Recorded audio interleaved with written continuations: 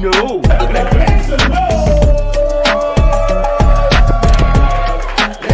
we looking at ours as cat now? Yes. Sorry, I didn't hear a damn thing you said. All right. And because I was a gazillionaire and I like doing it so much, I cut that price for free.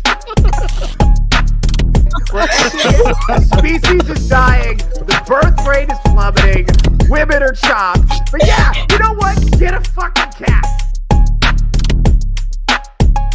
I know even more about grass.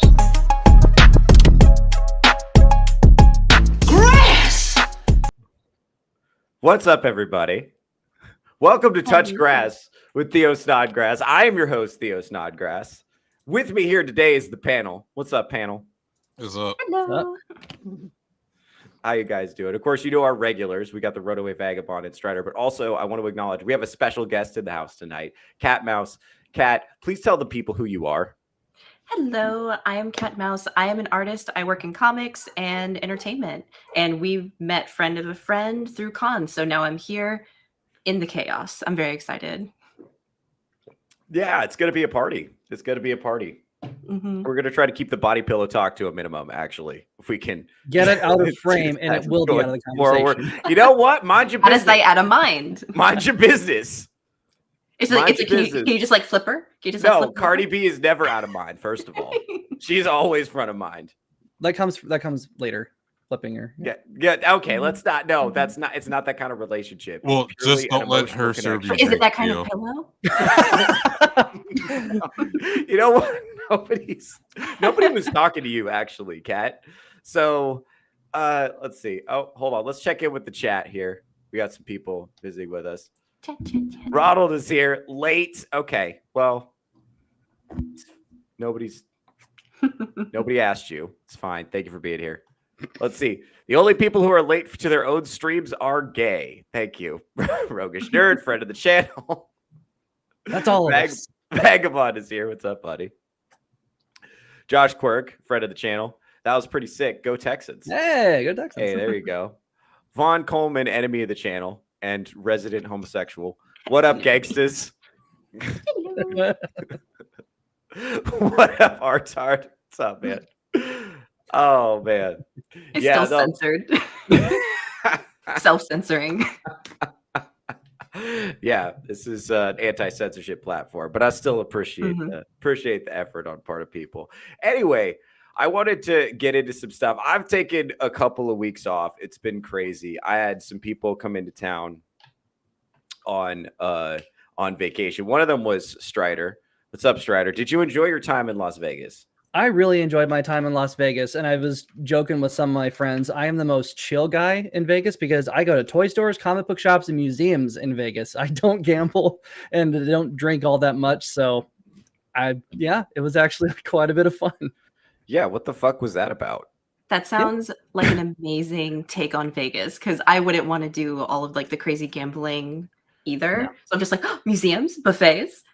Oh, the Mob Museum is awesome. I was there from 11 to like 3. And because Nice. I'm the guy that reads every plaque. And especially when it comes to that, when it comes to history, it's kind of like you're kind of watching the history of federal law enforcement because it rose in response directly to organized crime and the mob because state police couldn't cross state lines to pursue all of the people who just ran across. So the federal government needed actually a legitimate task force. That's why the FBI came about.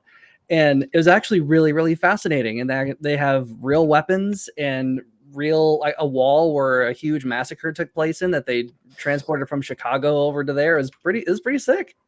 That's so cool because I always go into a museum and I'm like a Roomba. I go up every single bit. I'm just like, 3 stories of this. Okay, too. we all have autism, guys. Let's change the subject. Okay. Iron Oxide is here. What's up, buddy? My partner in all crimes, foreign and domestic. What's up, buddy? How you doing? Can I hear you? I can't hear you. He's working on it. I can see. Can't hear anyone. Oh, wait, No, there it we is. hear you. Can you hear me?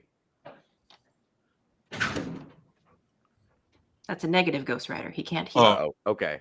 No, just hit your little arrow button by the. Excellent. Well, All right. He's well, working he on can't it. hear me anyway. I'm like, Also, Sammy Threepeat is here. Did someone say friend of the channel? Yes, Sammy Threepeat, the originator of the phrase friend of the channel, and also host of the very popular Batman show, Cavecast. Every Saturday morning, right before this show. You can start your day with Sammy and then you can come join us on Touch Grass. Anyway, let's see. What the fuck, Strider? Not going to throw a Benjamin on the green at the roulette wheel? You're not going to gamble, buddy? Not a gambler? Not a money waster? I don't make enough to gamble. I mean, especially if it's a game that I can actually, if it's a game that I can play, like blackjack or poker or something, that's one thing. Because I have a say in how my skill determines, maybe it has a higher chance of determining if I win or not. But if I'm just rolling dice or on a roulette wheel or playing craps or something where it's just completely chance, no, thank you. Mm-hmm. I do like yacht dice, though. They'll get me on yacht dice. That one. I did actually play blackjack in Monte Carlo once. That was a lot of fun. But I was also too drunk to recognize that there were a couple hustlers near us. All of a sudden, my chips started getting really high, and then they left, and then I didn't recognize that was why. And all of a sudden, my chip stack started shrinking. Like, oh shit, I better cash out now. Yeah. There you go. All right, riveting. Cool. Okay, I gathered you all here today, and I also wanted Iron to wait. Hold on, Iron's back. Let's see if Iron. What's up, buddy? Okay, I can hear you. Can you hear me? I can hear you. Yes. All right, perfect timing. Because I was about to transition the subject from like Strider's awesome vacation stories about going to museums and shit to something interesting. So you know what? Me and Strider can talk about that for probably 2 hours. all right, that would be a great show. You guys could do that on your podcast. How about that? I should not have introduced you to these people, Kat. I regret this immediately. It's all been just like anime and body pillows and fucking middle-aged woman vacations. Well, I was about to. You are the mad scientist behind not this. a part of my conversation. I was about to relate it to video hold on. games. We're talking about body pillows, so we're just talking about your situation, right, Theo? Dude, okay, hold on. It's right there. We're pivoting away from that. We already listen, this is why you can't be late to the show. We already litigated the body pillow issue extensively. Oh no, we didn't. It's already been discussed. We're moving off of it. We're done with it. We're moving off the body pillow. For now. Just try to ignore it. Anyway, I brought up this tweet. I wanted to read this tweet because I saw it recently. I don't know who this guy is, by the way, so he could be a Nazi because it's Twitter. So if he's a Nazi, just disavow. But I liked the tweet. Say less. So I liked the tweet. Anyway, so the tweet reads as follows. Men ages 18 to 25 should not be comfy. They should not stay on track. They should go way off the reservation, live rough, slum it, be sailors, infantrymen, ruffians, hobos, roughnecks, etc. for a while. The most high-quality men I know all did something like this early on in their manhood. Some simply moved to a random city far away or went to Alaska, had a period as an addict, ran off to join the Marines, slum traveled around the world living on pennies, bicycles across America, whatever. Some were missionaries in third world countries or did a stint in the ghetto. If a young man doesn't do something like this, something where he is generally uncomfortable for long periods of his early manhood, he's ruined. He becomes kind of bloated, finicky, weak, and that bloatedness is etched into the foundation of the rest of his life with roundly negative results. Anyone with influence in a young man's life must exhort the lad to have his, quote, Teddy Roosevelt moment. How he chooses to do it doesn't matter, just so long as he is definitively not comfy for at least a year or two. Very important stuff there. Life. That sounds like Teddy Roosevelt's The Strenuous Life. Yes. And this is actually, this is critical. This is why I wanted to. Poor addict? Okay. Yes. I'm going to specifically become an addict from from 18 to 25. Well, the funny thing is I'd done mostly what he said. So. That's why I thought you'd be an interesting panelist to bring on. By choice, like conscientiously, or because it was just a cause and effect of what happened? So after the video game company I worked at went out of business, all my stuff was in storage, and I drove all the way across the United States from San Diego to Georgia, lived in my car for over a year and a half before I closed in on my property I got in now, which I was camping like it was a cabin in the woods type of thing until I got the electricity and still got a lot of other work to do. So, right. But Yeah, I mean, even outside of that, I'm always the type of person to like do random stuff randomly. So like, one time ran through a stop sign trying to help a guy move a truck in a car, and like officer shows up right after, and we had the stop sign hidden under the truck because we ran over the median on accident because he cut the brakes. But like, that's a whole other story. I got weird stories.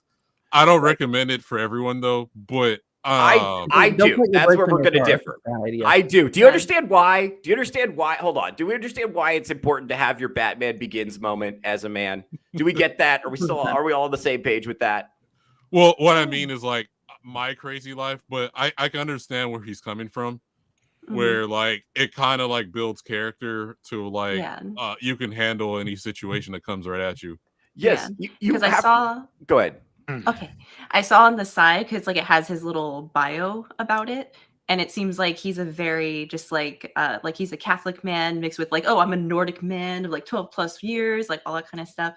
So it lends me to think that he has the perspective of suffering in life happens regardless. So you either choose your own suffering or it just happens to you. So it's choosing one or the other. Yeah, and here's the thing. You can't opt out of suffering. And if you have the reason it's important to have bad experiences early or difficult experiences early is because that sets your limit, that sets your level for how much bullshit you can tolerate. So if you do something, if you experience some really horrible shit early, then the stuff you encounter later in life will be less scary by comparison. Or even if it is scary, you'll be confident that you can push through it. Yeah. This is super fucking critical. And the guys who do not do this become useless. That's important too. Yeah. So here's my thing. I was 18 years old and my brother, my best friend, like it's a little complicated. We're, basically we'll just say my best friend, he went off to boot camp about 6 months after right after graduation. And then so I'm 18 and then my family up and sells the house, moving out of state. Like, you coming? I said, guess not. And I'm there in my fucking 92 Ford Taurus with only the shit I could fucking take out of the house in the trunk, waving. Jeez. Yeah, like so. Yeah, just like bye. It makes you be like Guts. Figure something out. Yeah. Not to bring anime and manga, Theo. No, go ahead, do that because Kat's here. Go ahead. This is actually one of the It'll things. Be a whole different tangent. Here's the thing, no, but one of the reasons I wanted to have you guys on for this part is I think this is something that the anime art form captures uniquely well.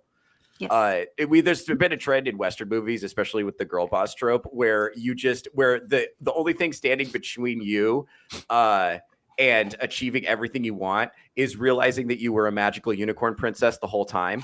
And that the only reason you were having trouble is because men were doubting you.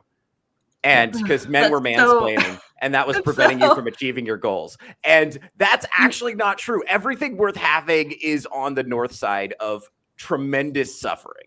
That's you have just no how things idea are. how much all of that media has been annoying me. Go ahead. Go off, Queen. I was like, because it's just like, it's not, because I think this doesn't just apply to women, because like I can only speak from a female experience, but I think it could trend across the board where it's like, once you start saying it's somebody else's fault that I'm not doing the thing, you've just pushed the responsibility onto someone else. Where it's just like, oh, it's because of I'm a woman that I can't do the thing. And it's just like, okay, so I have no power then because I'm just this way. And I'd much rather just take the responsibility inward and be like, oh, I'm lacking in something. I'm either not talented enough, I don't know how to do something right, or I'm not networking correctly. It's like, it's never because of like, it's because of a man, or it's because of like the patriarchy. And I'm just like, ugh. Okay, not to bring it to anime again. Have you seen Go Dawn ahead. of the Dawn? No, tell me all about it. So it's like this Japanese princess, and like, well, no, she's actually like Chinese, I think. Is she an adult? Yeah, she is an adult. Well, Okay, she got grows into an adult. What happens is, no, you're gonna actually like. There it is. There's nothing gooner about this anime, but basically Your her background father. holds true. Yeah. I swear it's not hentai. But basically, her father, her whole family gets massacred. There's this rebellion, and and it was basically her father was betrayed, and they were out to kill her. So she relies on her special servants to protect her and stuff. And after seeing all these people suffering around her because she's related to the king or the emperor or whatever, she takes it upon herself to become like, what do I need to do so I don't have to rely on anyone else to get killed for me? And she becomes like this female warrior and like takes revenge, and we need a season 2. Thanks, And we man. need a season 2. Good pitch. Thanks, man. And that's the point, is you have to, everything that you want takes more work than you want to do. Yeah. It just is what it is. Unless So- if it wasn't that way, everyone would have it. Yeah, and that's the thing. This is why I'm saying, like, throwing yourself into chaotic situations when you're young is important, because at some point, Somewhat especially strategically, if you Yeah. can. no, Yeah, inoculate no, yourself. no, Just a no, little no, bit. Don't- no. I will don't guys not head for tolerate chaos. this faggotry on my podcast. You throw This is yourself probably- in head first. This And is you probably go something blind. that's just different between men and women, because Yes, you I would throw your son so into glad you said anything, but that. you wouldn't just throw your daughter into No, anything. right. This is male Yeah. specific advice. Yeah. Absolutely. Yes. I mean, And- there are certain things that you can. I mean, that I certainly wouldn't advise, like getting addicted to drugs and stuff like that. Yeah. It's a little bit much, but I mean, throwing yourself into I mean, hardship. yeah, I think but is a here's the pretty thing. good It's idea. nobody gets addicted to drugs on purpose. Well, But- I Yeah, but just It's I not- feel and like it's now not- I have to research case studies. Here's the just thing, like and it's the not. message, I told you so. No, here's the thing. Addiction is if you're a person who's prone to addiction, it's just out there waiting for. It'll find you. Sure. You don't have to go looking. That one finds you. And it finds you whether you're looking for it or not. It finds you even if you're specifically trying to avoid it. If that dragon is destined for you, it'll find you. And here's the thing. What you learn from that isn't necessarily the addiction process. It's the process of getting sober that makes a man out of you. That's where you have to do. Like, there are people who would rather have a hard 10. They would rather have the next 10 years be hard because they don't want to do 6 months of difficult self-reflection. And when you're an addict, you meet those people. It's like, and you know what? It's like you were saying, Kat, it's always the people who have a million excuses. It's what happened to me. It was my dad. It's what happened to me when I was a kid. It's this. They've always got reasons why good things can't happen to them. Mhm. Always. Yeah, And then you it just meet people becomes like a that- self-fulfilling prophecy at that Yeah, point. and one of the things that happens when you get sober is you find out that it was always you the whole time. Your choices were the problem the whole time. This You were is the also important. constant in every Yes. situation. Yes, and the other thing is no one is coming to save you. And this is particularly true if you are a man, especially a young man. No one cares about you. No one values you outside of what you can give them. And that is not going to change for most men. That's not changing. The sooner you accept that, the better, because you can respond to that and you can rise to the occasion, or you can give up and pout.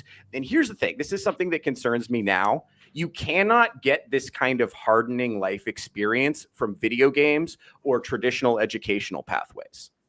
It can only be found by coloring outside the lines. That's the only place you can find this kind of grit and this kind of toughness. And the consequences of not having it later in life are significant, because life is going to kick you in the shorts regardless. That's going to happen. It is inevitable. Bad things will happen to you, just like they happen to everyone else, right? Your ability to tolerate them is going to depend heavily on your previous life experiences. And I think this is why so many cultures across time have had manhood tests. They've had initiation rites where they just take little boys and put them in a cave for 2 days and in complete darkness. And it's like, why would you do that? That's mean. That's going to create trauma. It's like, yeah, that's the point. The point is to create trauma, because then you have a scab. And then you come out of that, and then whatever happens to you, it's like, well, shit, it's not as bad as being locked in a cave for a week. Whatever, you know what I mean? That's the point. Have you seen the criticism of how they train Navy SEALs? No. Have you tell seen me. Who the there's hell been has the gall to criticize Navy SEAL training? people who aren't Navy SEAls? Okay, then their opinion means fucking nothing because the Navy SEALs. They're hating from outside the club, okay? Well, it's like probably the most respected military organization in the world. it's a humanitarian thing, and it's the extreme of just like, oh, we want people to not be suffering, which emotionally is a good thought to have. I don't want people to needlessly suffer, but when you take it to something like the SEALs, it's like, they basically just waterboard them for such a long time so that you know that they can handle something. But then it's like, oh, but then when you need help, you want somebody who's that kind of trained, though. Yeah, right. Can handle it. Well, that's so it's like it's such this it's a disparity between that like emotional gut reaction of like, oh, I don't want people to suffer, but then if nobody suffers, no one has perspective and nobody can handle anything. Yes. No one has so it's like, ooh. Like I knew a chick where like she's had the perfect sheltered lifestyle, right? And first time out of her parents' house as an adult, mind you, she falls off her own bike and and it wasn't like a big major fall. It was just like a simple like, all right, no, skip yourself back up. But it was like it was the end of the world for her. And she was like yelling and screaming at the top of her lungs, and people were like looking around like, what's wrong with this person? Like, was but for her, that's the most she's ever experienced. Yeah. But yeah, like you do like, so I do think some extent women should experience a little bit where you could like a Princess Zelda from Legend of Zelda. Like, of course she relies on Link to save her, but at the same time, she can defend herself at certain points. Sorry to bring it to video games. That's okay. That's okay, buddy. I knew what I was getting into. It's a very important archetype, and it's what's shown to women because I play a ton of video games. So for me, it's like I was influenced or I saw other women in video games. For me, my first big one was Lara Croft. And I was just like, this chick is awesome. She's super tough. She can handle it. And she's like rich. She's awesome. It's like she's a mixture of Batman and James Bond. I love it. Big old titties. Big old titties. But the cool thing is they still have their vulnerabilities. They still have their vulnerabilities. So like Zelda, she still needs Link to like save the world or whatever, right? In Hyrule. Yeah. She just can't, like, as much as badass as he is, like she still needs assistance. Yeah, and Link can't do it on his own either. He needs Zelda. Yeah, and what's interesting about all the Zelda games that I think everyone has played, I think this is true across all of them. Zelda is incapacitated in some way. Zelda already has a shit ton of power to begin with because she holds the Triforce of Wisdom. She already has a lot of power, especially her royal lineage. The Ganondorf has to incapacitate her, freeze her, put her in her crystal, lock her away somewhere. Link has to free her, but Link also can't defeat Ganondorf himself. They both need each other. So Link needs to free her, and then she can actually bring her power to bear and actually finally seal away the evil together. Neither one of them do it alone. Correct. And so that's what's... So there's no, and people want to, and Zelda is actually, it's interesting because she's not the princess archetype because she's not helpless by any stretch. And in fact, one of the most popular games ever, which is of course Ocarina of Time, she's the one that tells young Link, this guy's up to no good. She's the only one that sees it. And I would rather have her be, an example than Princess Peach for sure. But if more people played Zelda, I think more kids play Zelda, I think the world would be a little bit of a better place because you don't learn helplessness. I mean, that's way more germane to real life than like the typical knight saving a helpless princess from a dragon because she can't save herself kind of thing. But also when she's freed, what does she do? Literally nothing. She just gives a kiss on what does Peach do? Gives a kiss on the cheek to Mario and congratulations, you ended the game. But like she doesn't really do anything. And so she now has to be a monarch, so she's a bit busy. Well, like Princess Peach is like Mario's Helen of Troy. Yeah, that's what I see Preach as. And sorry, Theo, I'm a gamer too, so that's okay. This is helping relate the ideas to the audience. So let's check in with speaking of the audience, let's check in with the chat. Personally, as a man, I resonate with the magical princess archetype. Thanks, Ronald. Blend meth, fentanyl, and heroin. Put some hair on your chest, lads. All right. Sammy 3-Pete, Mind Journey. Please stop. Oh, Oh goodness. Oh no. Let's all go camping for the And weekend. Professor Savage Dad is here. I showed up just in time. Where might I find these big old titties? All right. Thanks. Thanks, buddy. This is actually Certainly not in modern games. I want to tie something you guys are talking about is in our culture now, there's this idea that it's aspirational for a woman to be purely decorative. Or that it's like aspirational to want a woman who's purely decorative. And a lot of men are pursuing women kind of on that basis, and social media encourages that. And that's actually a really stupid idea. And I saw this tweet. I actually retweeted it. And I want to pull it up because it's relevant. Okay. So hold on, let me, all right. Okay. This guy is a homesteader that I recently started following on Twitter. This is actually the same type of woman, but most of you aren't ready for this conversation. The reason men often claim finding a tough woman to tame land with is impossible is that they're selecting for the wrong traits. Men who know this, on the other hand, see desirable qualities where others see red flags. Unconventional lifestyle requires unconventional people. These are the same women. These are the same women. Yeah. Well, like, there is This a is lot like- of women that I know, like, once they experience motherhood, then it changes them, or they find the man that like completes her to like and he leads, and then she may not be, since she's no longer seeking suitors or whatever, she settles down and takes on a more motherly role. Yes. Yeah. This is actually, it's good to have women who can do stuff, actually. I don't think Oh we my talk gosh, about it's that fantastic. It's so much better. Looking, It's as if there's a whole demographic of skills that we're good at and would like to do. Well, that's the thing is like, okay, so Wait, through a people lot are of my, contesting that? through a lot, yeah, dude. Well, through Really? a lot of my life, I was, It's selecting crazy. for the wrong things. And so I didn't know until I was probably in my late 20s that a relationship could make your life easier. I don't know. Yeah, it was maybe like after Yeah. I turned 30 that I realized that for the first time. I It's thought supposed to be relationships teamwork. No, I thought relationships were something that just made your life substantially worse and cost a lot of money. That is something that we can attribute to boomers, because how much media, movies, TV shows where the guy is just a miserable oaf whose wife is just browbeating him constantly. Oh, don't We can get married. We can attribute that to Yeah. boomer entertainment, boomer writing, because they themselves are actually quite miserable and they want us to feel the same way. And No, how many people relationships come don't from have to be broken fair. homes? Yep. So that's all they've seen. Mhm. So they That's think true. that that's just how it is. What And is Kat- actually? Hey, me and Strider, we actually had a conversation about this. Your last night in Vegas, or morning rather, Yeah. when we were having breakfast, we were talking about those stereotypes, and a show that actually portrays the partnership and relationship well between a man and woman was King of the Hill. Yeah. You know Hank's what? not Yeah. always right. Peggy is actively annoying. I mean, so, Based. ladies, all right.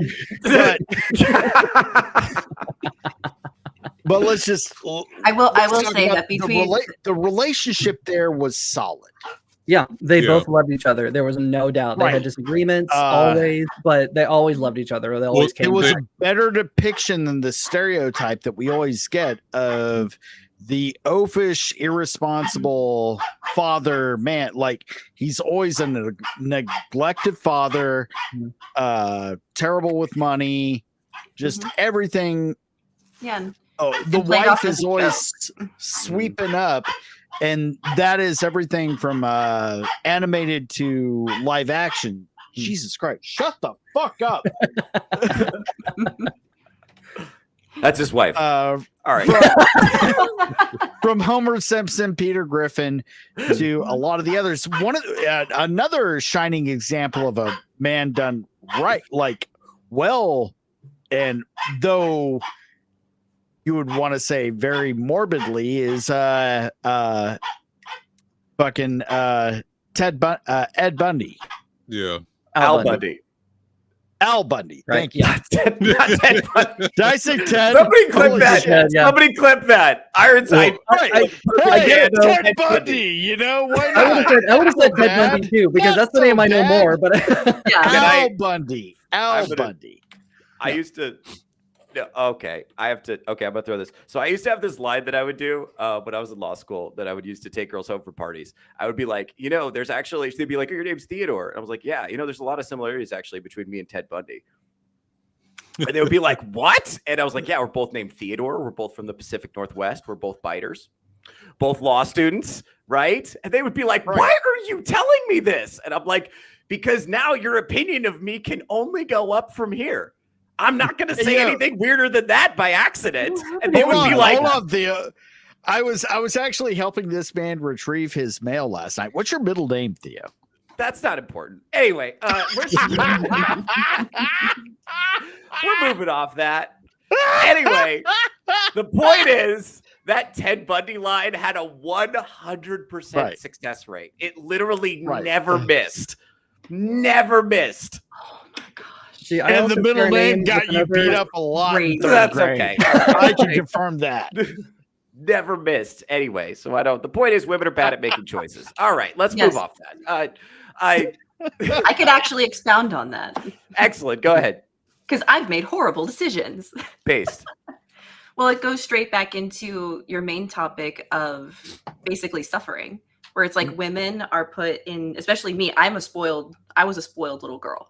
So it's like our experience is curated and protected. So we're naive. And then we go out into the world and then they wonder why we choose bad men because we've never seen the differences, because we've had a curated experience up until they just tell us to go be an adult. So I'm just like, oh, but for me, I was raised by a single father. So he legitimately told me just like, these are bad men. These are good men. Stay away. And I still made mistakes. And I was just like, because bad guys are exciting. Well, it's female coding. You can't avoid. Okay. Well, for me, it was just like, I couldn't tell. It's like why guys want to date strippers. Right. We've all been there. Hands up if you're guilty. We've all done it. Guys, come on. We've all me done and Theo are the only cool ones here. Yeah, I dated numerous girls vagabond. in the industry. It's a So for bad me, idea. For me, I was always the like every girlfriend, like if they weren't a gamer and stuff, like I'm always trying to like force them to play games or watch anime or whatever. Like that was me. So, all right, Kat, you were going to say something about the female experience before we started talking about strippers again. I don't want you to think that this is only a stripper show. We talk about other things. Go ahead. I feel like it's a heavy thread in your shows now. Hold on. I'll be right back. Go ahead, Kat. You were going to say something. Let's see. What were we talking about? Because that threw me off the train tracks. It's actually kind of interesting. Okay, you said single. You raised by a single father. Good men, bad men. Yeah, but even then, I made mistakes. Cause it's like, the bad boys are fun because it's just adrenaline. But then, even when I was looking for like a good man, it's like there's a thing of just like the dating phase. Like somebody will be way more than they are for like that first part, but then it settles into where they want to stay. And then there's just inconsistencies with lifestyle choice. Because for me, it's like I couldn't tell who liars were. Where it's like, oh, their words don't match their actions. I didn't know how to do that when I was younger. And so I'd end up dating a lot of dudes where it's like, well, he says that he does all these things, but then he never does them. So is that actually a good person to be with? So it's like, even for me, it was just like, that's not an exclusively female problem. Men run into that same issue a lot. Yeah. Unfortunately. Yeah. Like it took me like forever a lot of comments realize, with like our issues. Yeah. Like it took me forever to finally realize that, a thing is what it does, and don't listen to what people say, watch what they do. And if their actions do not line up with what they're saying, then that's a liar. Or maybe they don't even know they're lying, but that's still not someone that you can trust. Yeah. And if there's no conversation that you can have that actually promotes change, like real change, then it might be somebody where it's like, okay, it's like we just shouldn't be together like this then. And by the way, this is why it's useful. This is why it's useful to hang out with addicts, to bring it around. Because addicts, they don't exactly lie. That's not quite right. They say whatever they have to in the moment to get what they want. And they have no intention. It doesn't even occur to them to follow through on it later. It doesn't even occur to them to stick with it. Well, no, Like- a lot of the time an addict will say what they believe at the time, which is not the truth. To Yeah. Do you think Yeah, it's I an swear, emotional, like an I'm emotional not, response as I opposed to don't do logical this one? anymore. Yeah. And then it's like, okay, well, let's But not. I might. Anyway, Do you think it's a similar It's thing? not a Just like personal attack, motherfucker. felt personal. All right. Let's. do you think it's something similar? How when you're really sleepy in the morning, it's like you'll convince yourself, no, I can sleep in. I'm fine. Yeah. I Yeah. will say anything. so It's I like can sleep more. no. Here's what it is. Here's what it is. I'll get gas in the morning. Yes. That's what it is. Totally, I'll do that tomorrow. I'll get up early tomorrow so I have time to get gas before work. That's Narrow what it it down. is. I'll start That's my how full workout addicts- routine tomorrow. Here's the I'll thing, eat that's how better addicts tomorrow. think about everything. Dude. That's how they Yeah. approach everything. It's like, okay, future me Yeah. can probably handle that. Right now, I'm too drunk and sad. But Right. future me can probably figure it out. I swear. You know, future me I'm will figure going it through out. a hard time. I'm really aggravated right now. I deserve just this need right something. now. Yeah, Yeah. exactly. I can see that. This is totally coffee in my cup.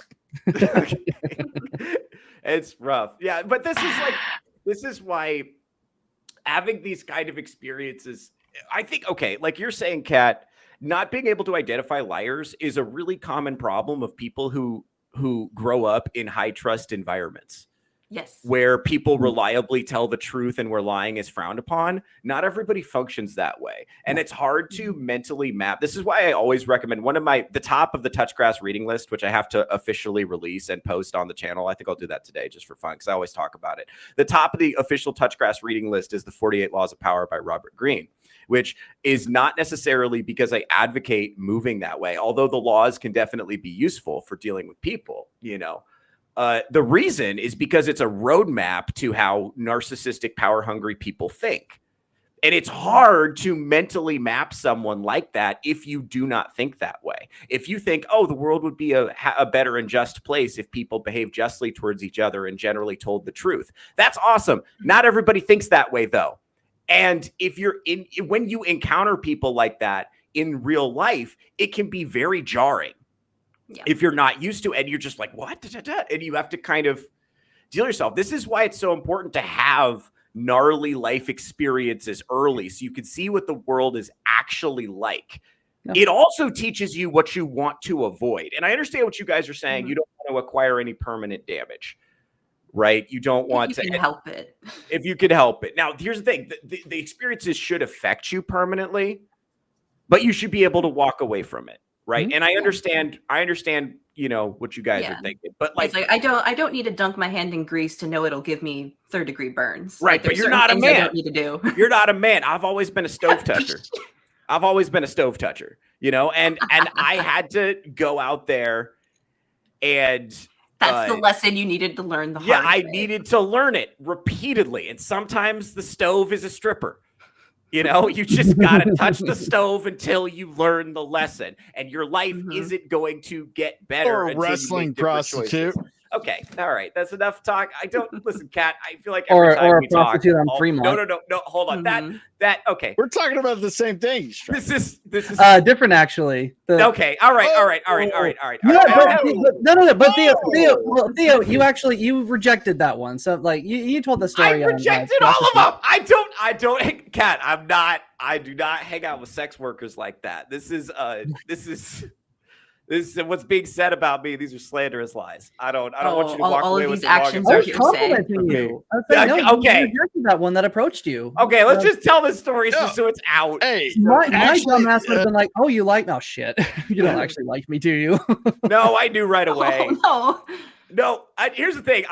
Here's the thing. The reason I fall for stuff like that is I'm not surprised that women like me. When a woman meets me and she likes me, I'm like, yeah, of course you do. I'm fucking awesome. And so if she likes me like way too much, so if a woman wants to make out with me at a bar, it's like, yeah, of course you do. Duh. Confidence. Anyway, yeah. Confidence. Girls love confidence. Yes, and that is confident. But here's the thing. Yeah. I don't believe in myself. I have evidence. I have a stack of shit this high that I've already done, and I know nothing I'm going to do in the future is harder than that. Like, so I know what I'm doing. And anyway, so Anyway, the point is, we were on Fremont Street. There are prostitutes there. One of them walked up to me and she was like, "Hey, you look like you like to party." And I was like, "I do like to party, but I like the kind of Completely party." ignored me, by the way. I like yeah, well, obviously. Obviously. So I was like, I like the kind of parties where the girls like me for who I am as a person and I don't have to pay them. Is that the kind of party you're offering? And she was like, no. No. I was like, all right, sweetheart. Well, I'm not going to knock your hustle. Stay blessed.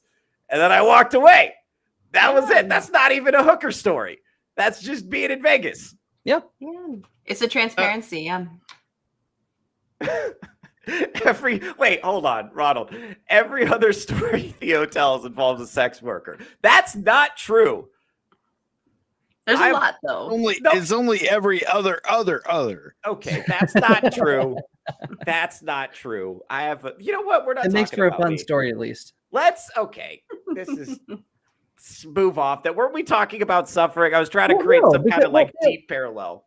To bring it back to the point, Theo, because you've dealt with people like that before. Yes. I would not have known what to say.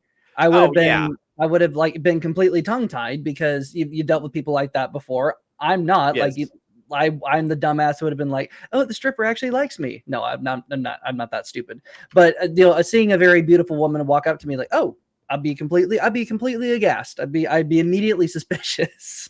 I am surprised. That kind of like throws some shade in your game, Theo. She walked up to you thinking you need this more than Strider. And I was wearing aviators. I was like a beefcake. Yeah, she's like, no, this guy's fine. No, this guy pays for it. You can tell.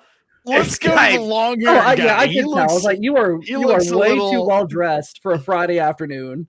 Yeah, it was clear. Like I'm not that stupid, but yeah, that was kind of funny though. That's true.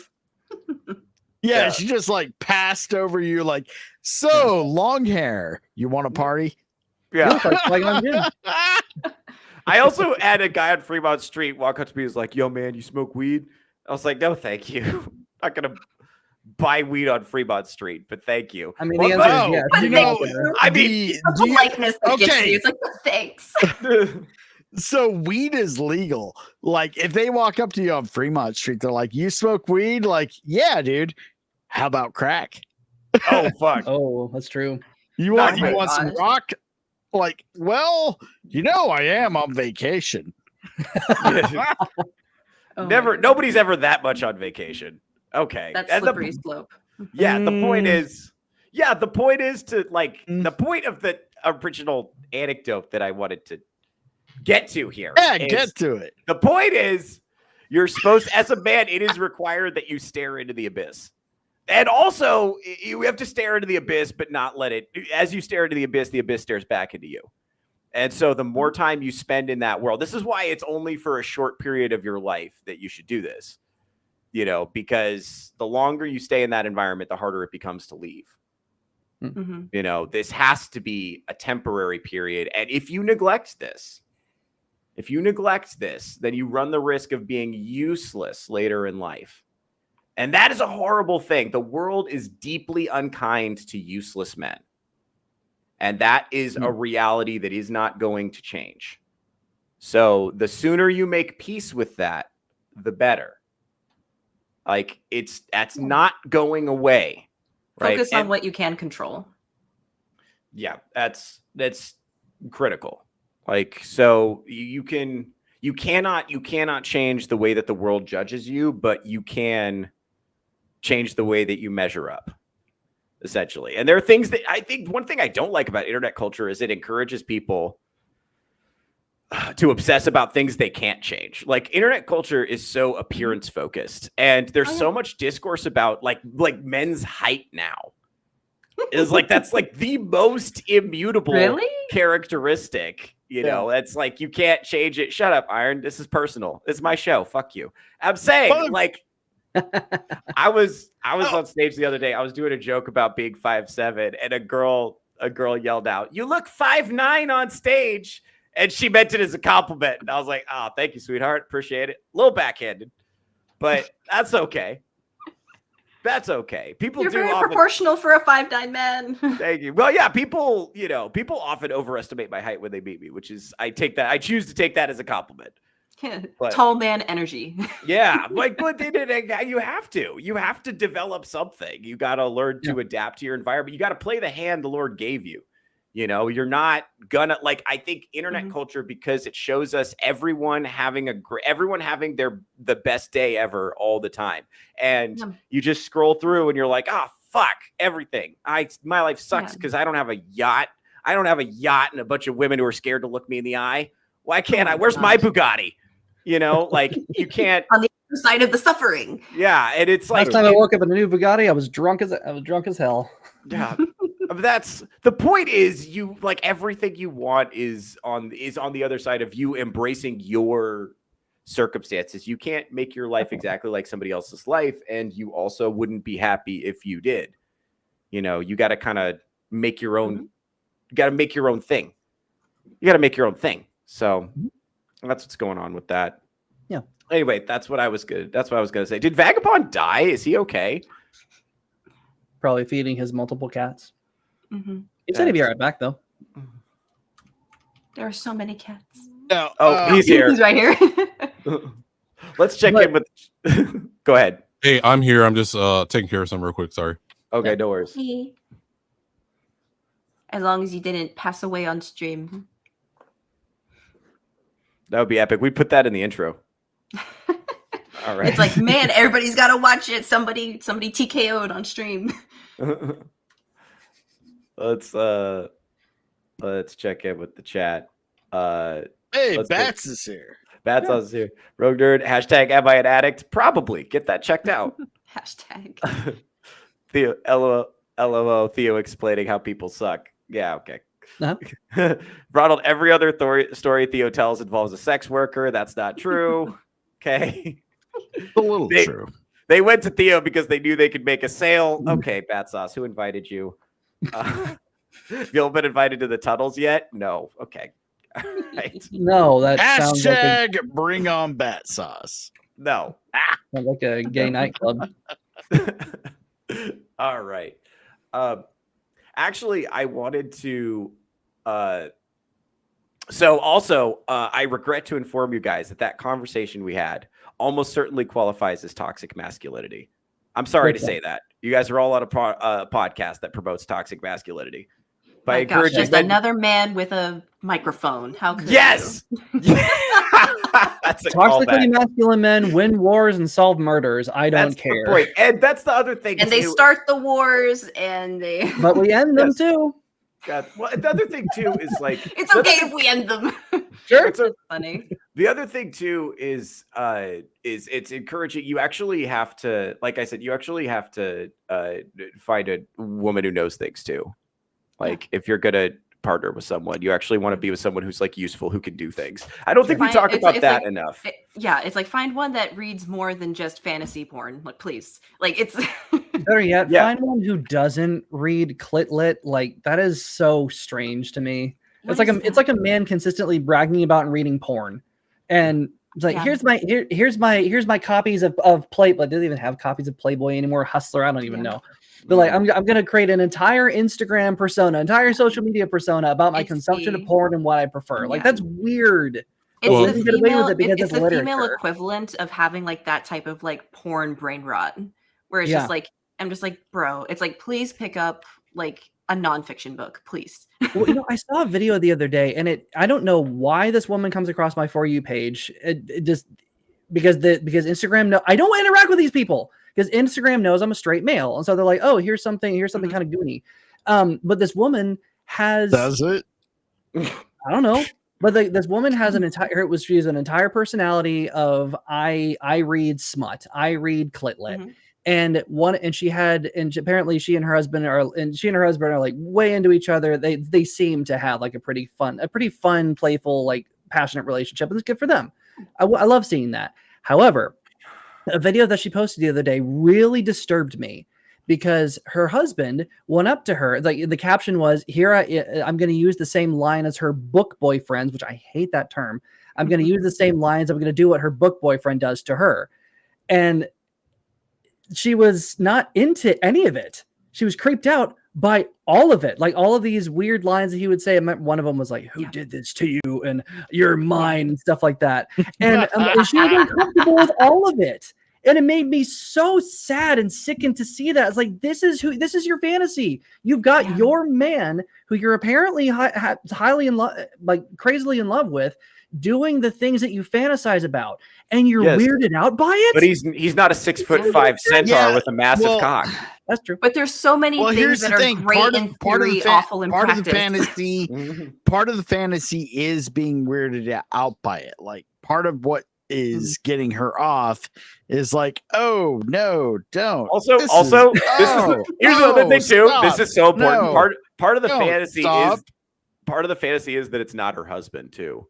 And this is why, think about how many romantic movies for women that are huge hits for women are just about cheating. They're all cheating. Yeah. Not most of them. Titanic, they're all cheating. The Notebook. Okay, fucking all of them. Great point, dude. Watch every Hallmark Christmas movie ever. Yes. Those are supposed to be the most wholesome. It's like she's engaged to a high-powered lawyer on fucking Wall Street or whatever. City. Like just some guy who's like, he can only do everything he can to survive and just spend every second he can of free time with her, and she's gonna go fuck the bumpkin in Louisiana. Yeah, he makes cupcakes for a living, and she's gonna go fuck. And guess what? He's gonna raise their child. Waha! Happy fucking Christmas. Yeah.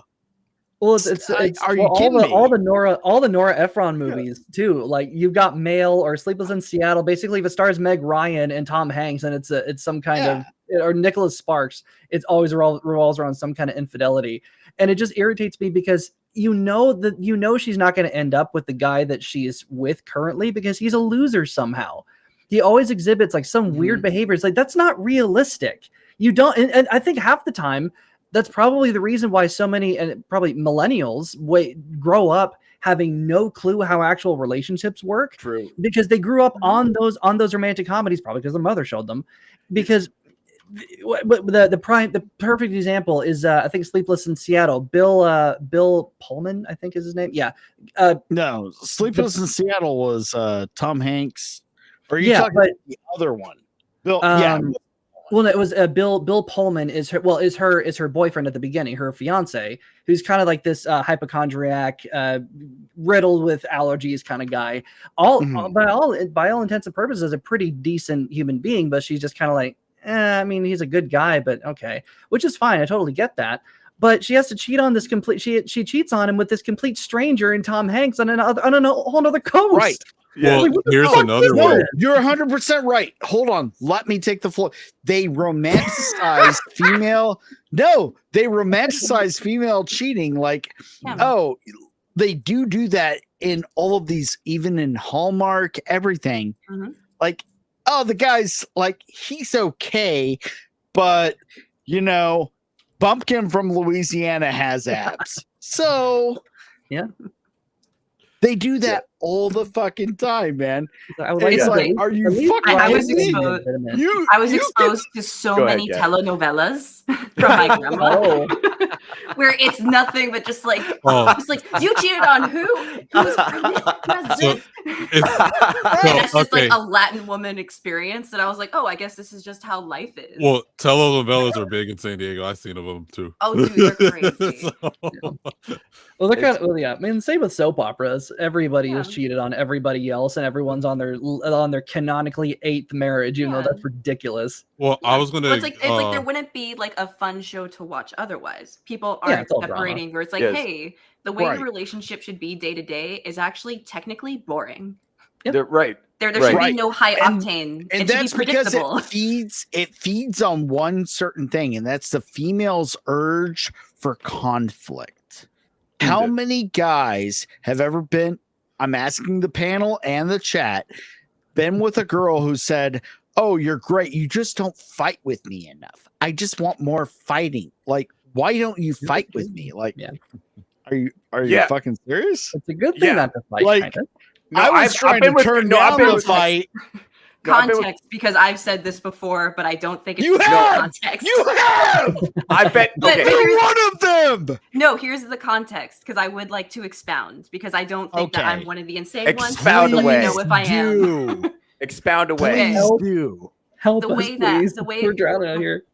The way that I expounded on it was just like not fight in the sense of just like fighting over nothing, but don't just agree with me all the time. Like I want you to have your Right. own Okay. opinions, This and I is want you to important. tell me like if I'm doing something Okay. This is wrong. important. This is Because important. because I would be with men or like date a guy and he just rolls over. He's a washcloth. It's just like, oh, whatever Right. you want to do. There's oh, a whatever reason that. for that.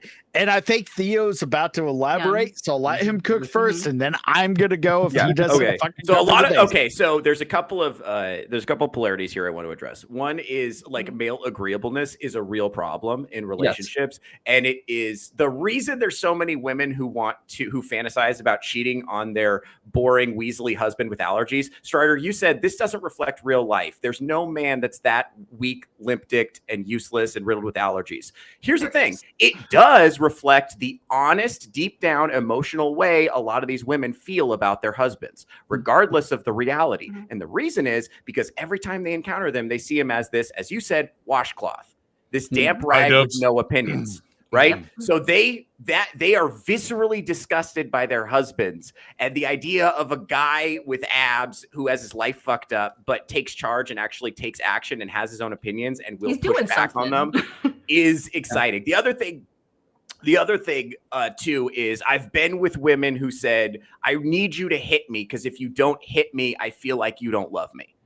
That's the other extreme too. I don't want you to underestimate how extreme this shit can get. And there are women who will just make up reasons to be upset because they need a screaming match. They need to know that they can have an emotional impact on you.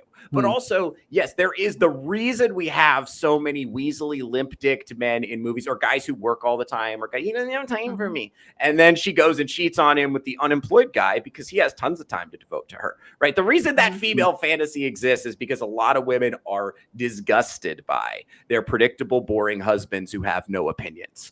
And you will actually be much more satisfied in your relationship if you have boundaries. Go ahead, Iron. But they also want the stability of the boring, works all the time husband that can provide for them. No, that's also true. That's also true. So this is important. This is why the telenovela is important.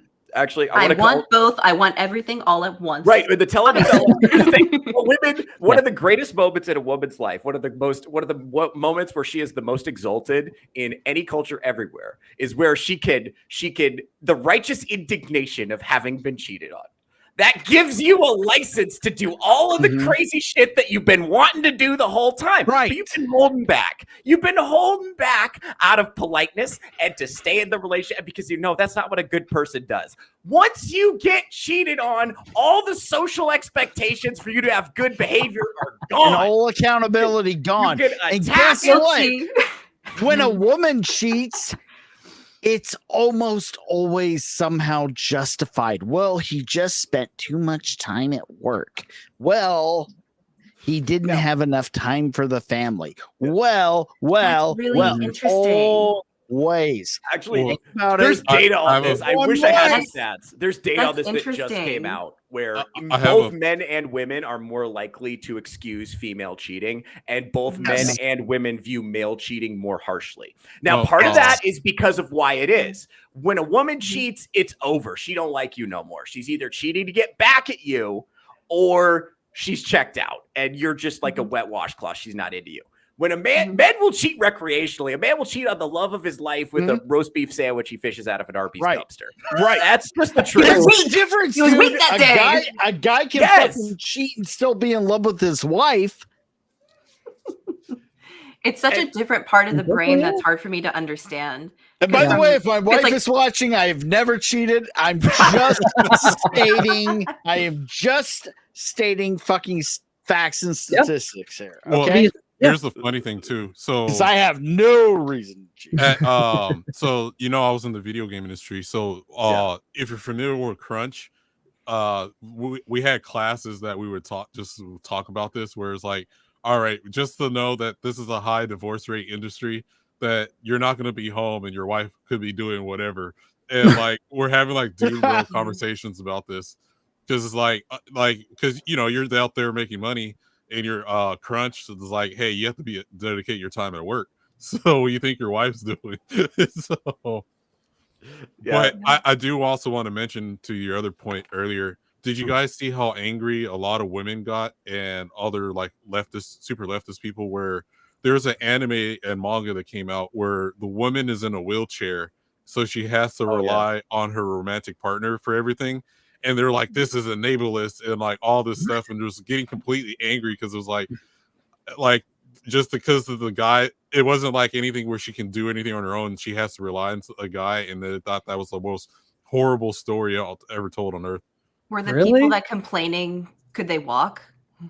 Yeah, pretty much. So no, so Then if fuck off. like it's just like if people in wheelchairs are complaining about it, I would give it more thought because it's their experience that maybe isn't being conveyed correctly. But if they're just like, "Oh, this is cute," I just be like, "Yeah, whatever, dude." Yeah, and because there is something, I mean, there is something genuinely heartwarming and romantic about the idea of someone filling the gaps that you can't, that filling the gaps in your life that you can't. And to have someone, I mean, to have as long as it's not depicted as, oh, I can't do anything unless you're around, which is ridiculous, which is what nobody does. Come on. Which is what nobody does. That's the thing. If you're in a healthy fucking relationship or marriage, you know that if you or your spouse will become immobilized, you will dedicate your life to taking care of it. Yeah. Like there's without question. There's nothing wrong. I mean, how often without question. Yeah, like how often do people get the flu? I mean, just because I might be passed out in my chair with running a huge fever, I would like someone to actually take care of me. So because I have running a huge fever, I can't get up and take care of myself at all. And actually trust them to take care of you as well. Where you're just like, you know what? I'd rather, it's like I would want my spouse to take care of me as opposed to other people. Like I actually trust them enough for that. Yeah. That's called a good relationship. You're both providing for each other and expecting nothing in return. And that's if you're both doing that, that is the hallmark of a really good relationship. Yeah. And it's really, I don't know, it's really disheartening because like I'm out here in the dating world wondering if any woman I meet is going to be reading a bunch of clit and thinking about a bull while she's with me, you know? It's like especially because how vulnerable a lot of women are in Cat. I don't know if you could attest to this at all. In my experience, a lot of women are very vulnerable to social media trends, very much. And it hits our emotional thought process first. Okay. And if a woman is not emotionally regulated, she won't let that go to the logic. It'll just be an emotional decision and it won't go any further. Because I used to be that way a lot until it's like there was enough of issues going on that I thought about it a bit more. It's like, oh, everything I'm doing is emotional. It's not even leaving to get into a logic place. So what caused you to have that moment of that was my question. Self-awareness? Because I've seen that one other time and I've met a lot of women. I have a representative sample size at this point. Yeah. And this explanation will probably take about 10 minutes because there's like extra pretense. I'll just interrupt you when I get tired of listening. Okay, thank you. So it's like I had really bad anxiety for a long time since I was really young. So, and it got to the point where I started having like paralysis episodes of just like I couldn't move. And so I got on medication for anxiety since I was probably like 20. And it made me so foggy with everything. And then it made me gain a bunch of weight. And then I had a really bad relationship. And I was like, you know what? Fuck this. I'm gonna get off the medication. I'm gonna get thin and hot. I'm gonna do all the things, like all the revenge stuff, like for myself. And when I was about a year off of the medication, I got such a crazy existential crisis where I felt like I was like hitting rock bottom and I had no idea what to do. I thought that it's like, you know, when you become like way too aware of your own like mortality and you're just like, yeah, I'm for sure gonna die. And then you just make everything else about that. And so I got to that place. And then I started getting more into Catholicism to help give me structure. Yeah, because I had a moment where I was just like in bed and I opened and I was just like, I don't remember the last time I actually talked to God. And I say that that's an important part of my life, but I'm not actually doing it. And so that those two brain cells finally met of like, I'm saying I do this thing, but I don't actually do this thing. Are we going to address this? Or are we going to bury it again? So I was just like, well, I'm already at rock bottom. Might as well address it. Where it's like, because if I kept doing more of the same thing, I'd stay in this place. So it's like, okay, I want to get out of this place because I don't feel secure. I don't feel safe. I don't feel confident. I just feel awful. And I didn't have a good friend group at the time where it's just like, it's like I had like outgrown that friend group and I was just alone for a period of time. So I was just like, I don't like this. And at the time I was dating my now husband, David. And so he gave me the space to like feel safe because he's extremely emotionally regulated. So I would just like have a meltdown and he's just like, it's good. It's okay. And I'm just like, how do you get over things so fast? Because it's as if he just doesn't experience emotion sometimes. And he's just like, I can't control it. So why am I worried about it? I just, whatever. And so he started taking me to church and he started teaching me the rosary and started doing all that kind of stuff. And it gave me structure. And so from there, it was just like, cool. And then then it turned into, okay, I'm actually going to address as quickly as possible things that I don't like about myself, like immediately. Where it's like, okay, I say I want to have this thing, so I have to change. So what do I do to change? And then it's just actually doing it instead of just talking about it, which a lot of women do, where it's like, oh, I'm this, I'm that, I'm this, but then they just don't follow through. Yeah, I think with a there's a lot of difference things. between Catholicism encourages honest self-reflection, which is a good thing to do as a human, and it's And regular. confession. It's It regular, gives honest. Yes. And it gives a really good space for that. Usually for Yes. women, it's just like, oh, don't ask, don't tell. Like, don't worry about it's it. You're perfect just the way you are. Right. You're perfect exactly how you are. You don't need to fix anything. Right. And I'm just like, I'm awful and I'd like to be better. Well, no, women are practicing manifestation, which is different, right? It's speaking into existence. You just talk about how confident you are until you feel it. And that's actually not how it works. That's what I say when I always say, I don't believe in myself. I don't believe in myself. I have evidence. The reason I have confidence when I enter certain situations is because of the stuff I've already done. Things that are weaker than that don't scare me. Things that are easier than that don't scare me because I've already done a bunch of difficult things. I didn't speak that into existence. I went out and did things that scared me until I stopped being scared. It wasn't stopped being scared. It's more like you get braver because fear is always there. I still get stage fright even now in comedy, but but you have the evidence that I know how to do this. I've done this a bunch of times and I haven't died. Yeah, exactly. Because that happened to me. Because right now, it's like I left public school when I was like 16. I dropped out because I was just so anxious. I couldn't even function in school or outside. And now I'm back in college, like first year, because I was like, you know what? F this. I wanted a degree and I just want to go. I want to learn. So I'm going. But I was like having full cold sweats in class like I did in high school. And I got so angry that I was like, you know what? If we die in this class, we die in this class. It's like, I'm not going to let my body feel like it can escape if it makes me feel this way. Because my body knows, hey, if we feel this way, she'll just leave. And then we get what we want. And I'm just like, nuh-uh. It's like, I'm in charge. We're sitting right here. If we barf, we barf. It's fine. I'm in the back of class. Right. I've got a bag. And now, and now I can walk into class and it's not even an issue because I chose, right back to your point, I chose that suffering to get through it because I didn't want to be like that anymore. Yeah. Actually, So just looking at this comment, actually, this is pretty apt. Sorry, Theo, I didn't mean to interrupt. Go ahead and read it. Yeah, having an existential crisis is necessary if you want to complete yourself. Thanks, Ronald. It's a canon event that everybody has to go through. It's necessary. I also want to pull up the Rumble checks. I've been neglecting them because I have to pop it out. Suffering definitely has a perspective problem. And that's definitely true. This is in Rogue Nerd Lifestyle. I want to share this about his grandma.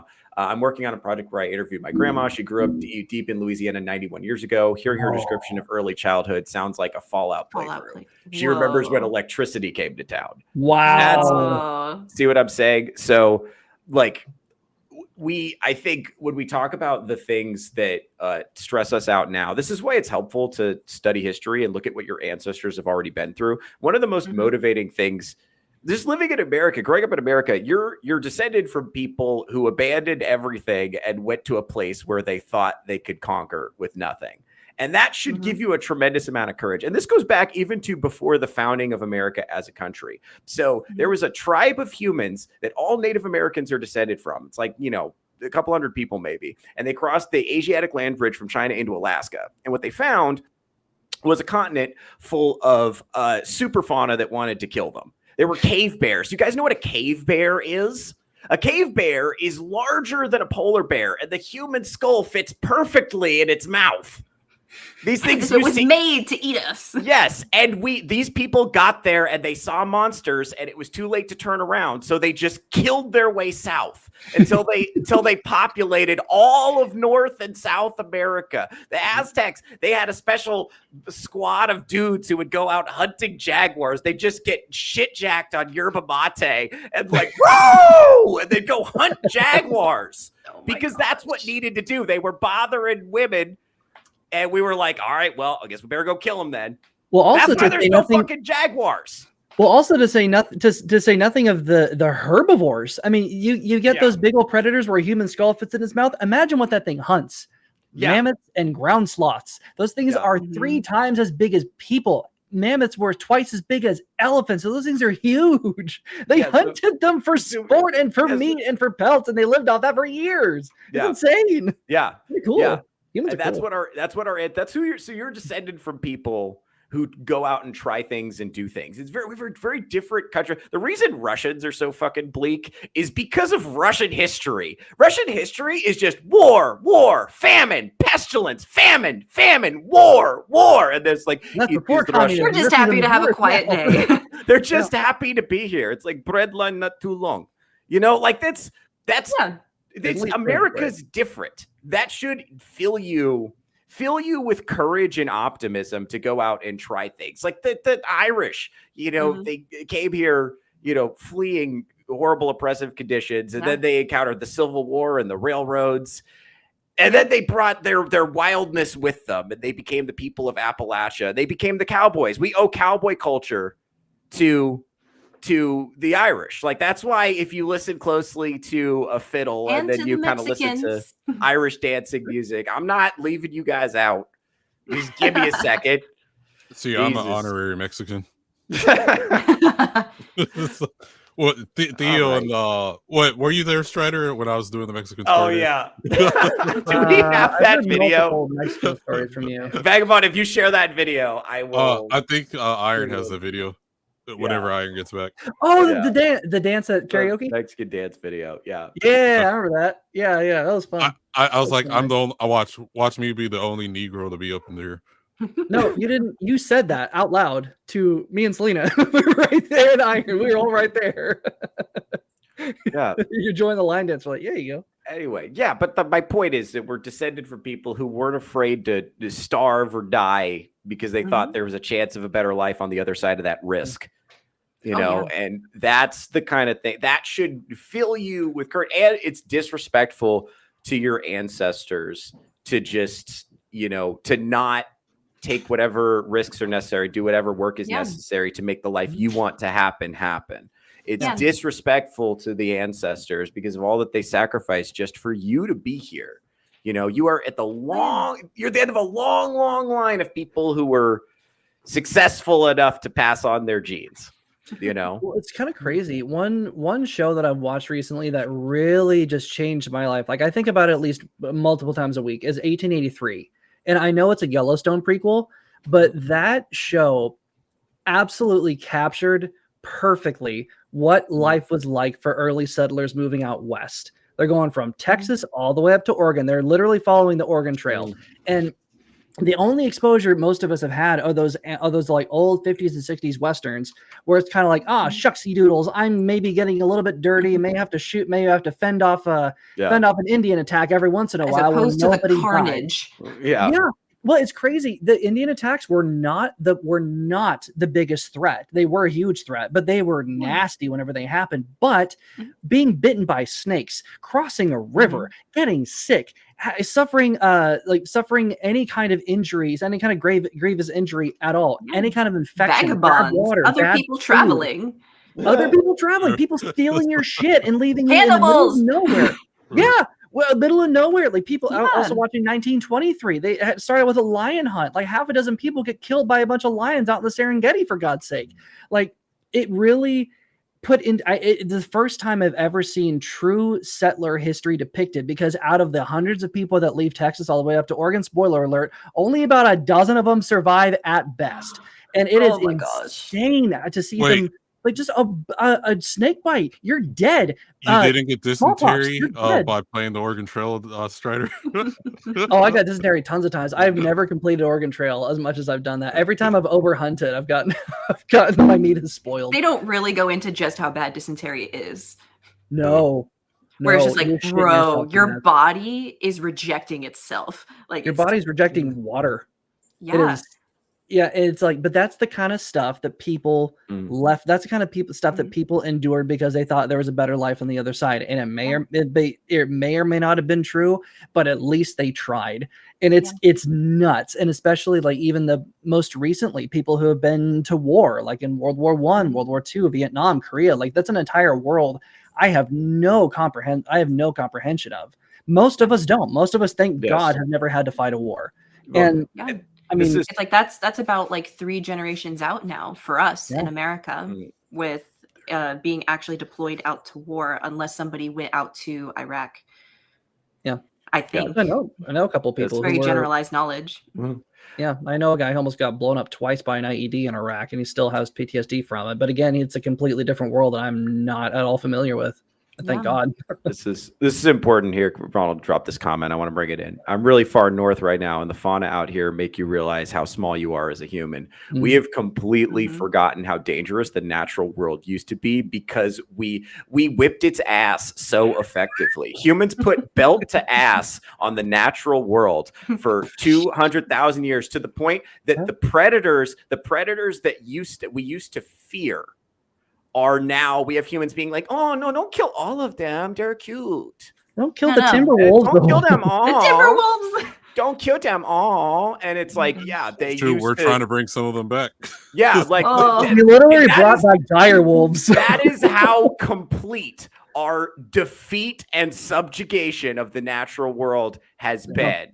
That there are people who've forgotten how fucking dangerous these things can be. And that's why the whole bear discourse, I don't want to get into the man versus bear discourse right now, because we've talked that to death on this show. But that is a sign, like how privileged and soft and delusional our women have become, is in a sense a testament to the magnificence of our society. If the purpose of putting the walls up around a society in the first place is to create safety and comfort for women and children, mission accomplished. We did it, gang. We did it, gang. They're so safe they've forgotten bears are dangerous. Mission accomplished. Our ancestors would be so proud of us. But they would also say, oh, awesome. So the world is super safe now, yeah? What are you doing with your time? Oh, you're picking your ass and watching, playing video games and smoking weed? Wow, that's a shitty use of your time. You should be out there conquering. That's what they would say. If they were here, they would say it in an Irish accent, but you get the idea. Well, I'd say one really key component, a big thing, and was something that actually shaped me growing up, because I have never grown up with any delusions that everything around us could collapse at any moment, or that I could be in a position to have to save my own life. Because I was in Boy Scouts from the age of 11 onward until I was an adult, and it was actually surprised me. We went camping every single month. We no matter rain or shine, as cold as it was, as hot as it was, we were out there every single month. And that was rare for troops in my area. And that's, in fact, find out that's rare for troops all over the place. They don't go, they don't go camping, which is insane. I mean, not now. That was back, like 30 years later. If you don't even have Boy Scouts anymore. But back then, back when I was in a troop, we went camping I sweated my ass off. I froze my ass off. I knew how to build a fire. I knew how to orient a map. I knew how to find my way around using a compass. Like I learned all of this stuff, and it was so much fun. I have nothing but the best memories of that. But I learned shit. It was hard and it was difficult and it was uncomfortable at times, but I learned it. But the key is having people around you to go through those experiences with, because doing it on your own I think it is necessary to keep that edge, but doing it with other people creates a bond. Like me and my brother camped all the time. We tell scouting stories all the time. Like we hiked 2 weeks in the New Mexico desert with our entire troop, both of us. And so we tell scouting stories all the time. But it's important to be raised at least with an appreciation that the outside world can kill you. The outside world does exist, and you need to be able to survive in it one of these days. Otherwise, you're going to be completely helpless. Everything in this universe is trying to kill you. Yes. Well, it's like something has to die every day for something else to live. That's just intrinsic.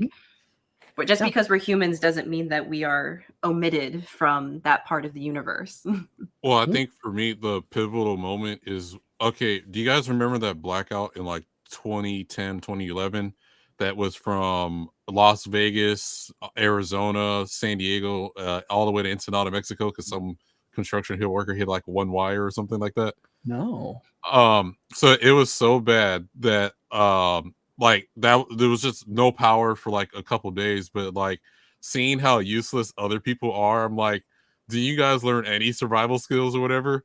It's like, all right, you can't rely on other people for your safety. You need to rely on yourself. I mean, it's like, as somebody who's lived in a city all their life, where water comes from, like actual drinking water, they're going to be like, oh, well, the sky from the bottle? If the faucets ever run dry, how do you get more water? I know that because I was in Boy Scouts for so long. And like, I'm in Houston, obviously. How do you make sure that there's no amoeba in it, that it's actually drinking water? Yep. Boil it.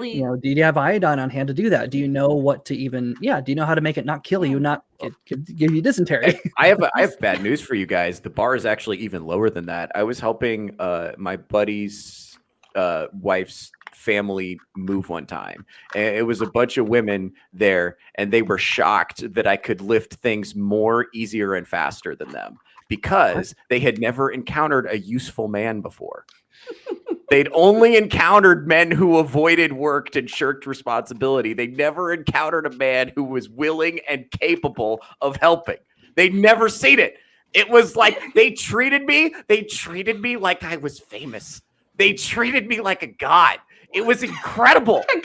It was so exhilarating, dude. I was just like, I'm just moving boxes. They're like our savior. It was amazing.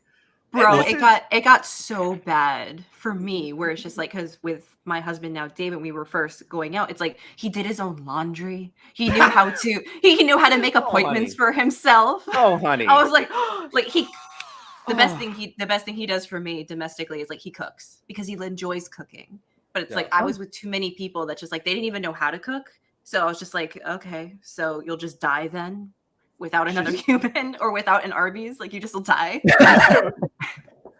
Oh Lord! Speaking of people who would die without an Arby's, Full Metal Nate is in the chat. What's up, buddy? Hail, you guys! Oh, he said something nice. Hold on. Hail, you guys! Wish I could have been there. Was helping my sister move into her apartment. See, there's a man helping right there. Actually, that's exactly what we're talking about. Good on you, Nate. I will admit, I would rather pay someone else to move me because that shit sucks. And I'm also at the age where you don't ask your friends to move. Pizza and beer doesn't cut it anymore. Like, just hire some movers. Half of them probably have bad backs anyway. Yeah, dude. Fuck you. Vagabond, you're helping me move next time. There's going to be pizza and beer, and we're going to split a joint together. And Strider, you're not invited. Fuck you. I didn't say I would. I didn't say I wouldn't. Go hire some movers. I wouldn't say I wouldn't help you move. Anyway. I'll help someone move for a favor. Like, but if it's just me, it'll just be really slow work. Well, what I learned is I've done a moving job before, and it does suck, especially basically when people don't learn to like, hey, do not just tape your cupboards together in your dresser and leave everything in there. When I need to lift the shit or whatever, or like move a cup. But I just learned I don't like heavy furniture, so if I can't make multiple trips on my own in a Honda Civic with whatever it is, then I don't need it. Yeah, there is no furniture in my yourself. house that I can't move. Aside from my mattress, there is no furniture I can't move in my house on my Yeah. own. For that like reason, I even big furniture, it should be taken apart. If it should be able to fit in a sedan car, even if I have to make multiple trips, it should be able to fit in a sedan, and then and like that's it. I don't need anybody's help. there's some freedom in that. Ronald's dropped some banger comments in the chat I want to get to. Something you never think about is the insects that we have culled from populated areas. You don't realize that you get to wild, undeveloped land. Yeah, insects are a huge fucking problem. And this one, people wake up every day, turn on the lights, fire up the stove, take a hot shower, and never think about the amount of work that enabled them to do that. Yeah. We're on fucking, we're all on, Beyonce's internet right now. That is something I do.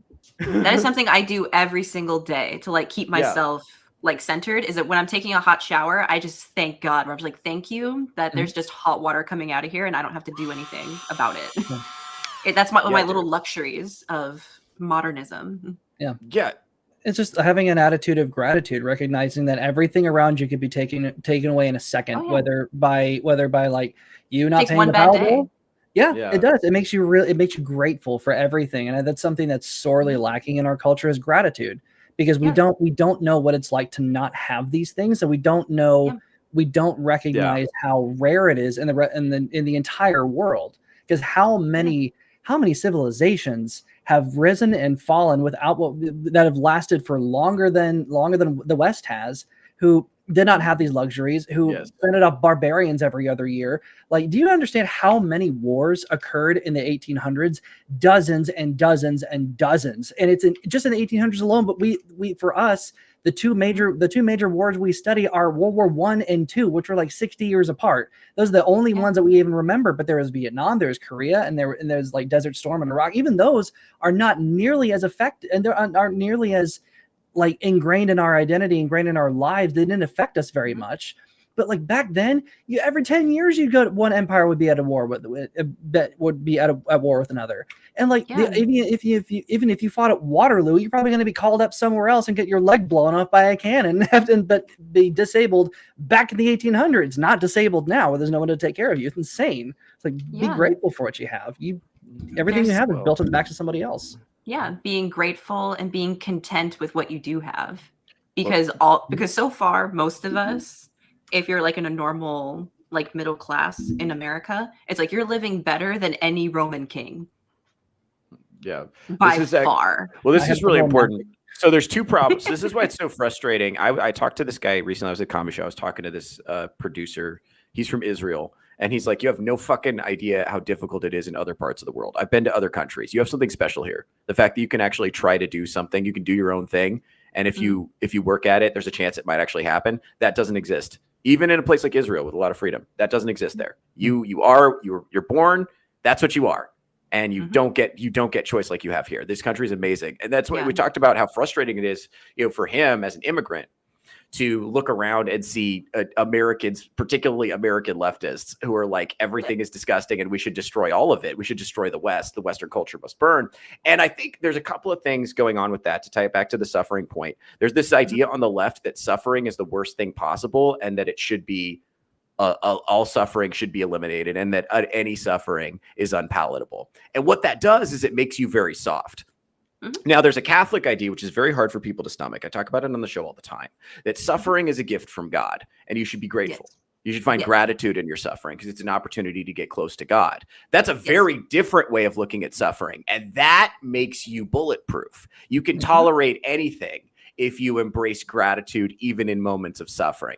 But if your response to suffering is to throw a hissy fit, like a child in the grocery store, right? Which is how the left responds. And the other thing too is because they hate the West, and I think it's motivated by a little some of it is guilt, but a lot of it is just pure envy and selfishness, and this idea on the left that if I can't be a billionaire, there's no point in even trying. It's not good enough to have the best life for me if I don't have the best life as compared to others. And if anybody has a better life than me, they must then be destroyed, which is envy motivation. It's envy dressed up as compassion, which is gross. And because of that, they're trying to destroy the things like we're having this conversation about why, men need to have toughening experiences. And it's because if you don't do that, we don't have a society. Right. And this is something that the left doesn't get, which ties us very nicely into the next video I want to show you guys. That was a good intro. You guys are going to be so proud of me. Check this out. Well done. Oh, okay. God. So I don't do a ton of politics on this show, but this is relevant to, she's speaking about toxic masculinity here. So this is AOC. Everybody loves her. Vagabond especially. Why? I don't want to hear it. I don't want to hear any simping. I will mute you. I will boot you if you simp. Okay. Go ahead. I can fix it. And they are able to radicalize and target and exploit a generation of young boys, in particular, away from healthy masculinity and into an insecure masculinity that requires the domination of others who are poorer, browner, darker, or a different gender than them. See how she's nodding? And that is why they are resonating online, because they are appealing to the most basest and worst parts of human nature. This is her responding to why is it that young men vote for Trump instead of Democrats? Okay, that's the context I wanted. Context, right? She's like, okay, this is why young men are voting for Republicans instead of Democrats. And here's the thing: this is what I'll say about this phrase. We talk about this. It's there are periods in history that could be described this way. We are not currently in one. Like Genghis Khan, maybe that guy needs therapy, right? Because he's galloping around, lopping off people's heads and kidnapping women and throwing them on what I found out recently are tiny little horses with little stubby legs, which I think is they were funny. not that big. They were not that big. But you know, that guy was riding around killing people kind of indiscriminately just because he could and no one could stop him. That guy maybe had some toxic masculinity enough issues. that he affected the atmosphere. Yeah. So I don't think but no, our current society, I don't think we're suffering from an abundance of masculinity. And bear in mind, what she thinks of as healthy masculinity is a man who agrees with her on everything. Yeah. Right? That's her definition. Disagreeing with her is enough. Even a principled disagreement is enough. Right? Because on the left, this is not just an AOC problem. This is a left problem. On the left, their beliefs are inextricable from their morality. So having the right opinions is the same thing as being a good person.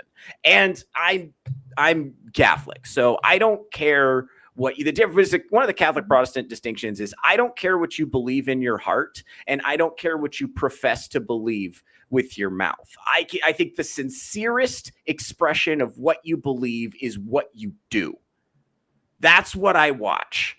Okay. That's what I'm interested in. I care a lot about what you do. And the left is a funhouse mirror of that. The most important thing is what you profess openly, how you signal your virtue. I know you guys are all worried about this issue over here, but what about Palestine? I don't hear anything about Palestine. It's just like it's the most important thing is no. I'm more worried than you.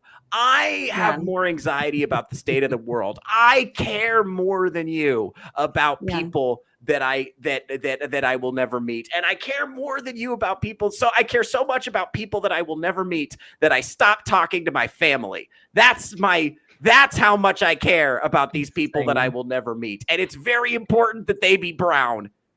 I don't care about whites. Whites we don't care about. They must be brown, and I will mention it every time that they're brown. I will mention that extensively because I'm kind of obsessed with it. You're racist, but I'm obsessed with what color people are as a pretext for caring about them. But you're racist. See, I blame the KPBS and like children's shows for this. So like it's okay to not share. That's for one. Like that can be an inside thought. Yeah, well, because like libertarian, right here. Well, okay, because it's like, they teach so much of like, oh, you can't be selfish. Being selfish is such a bad thing, but you don't realize sometimes it is right to be selfish.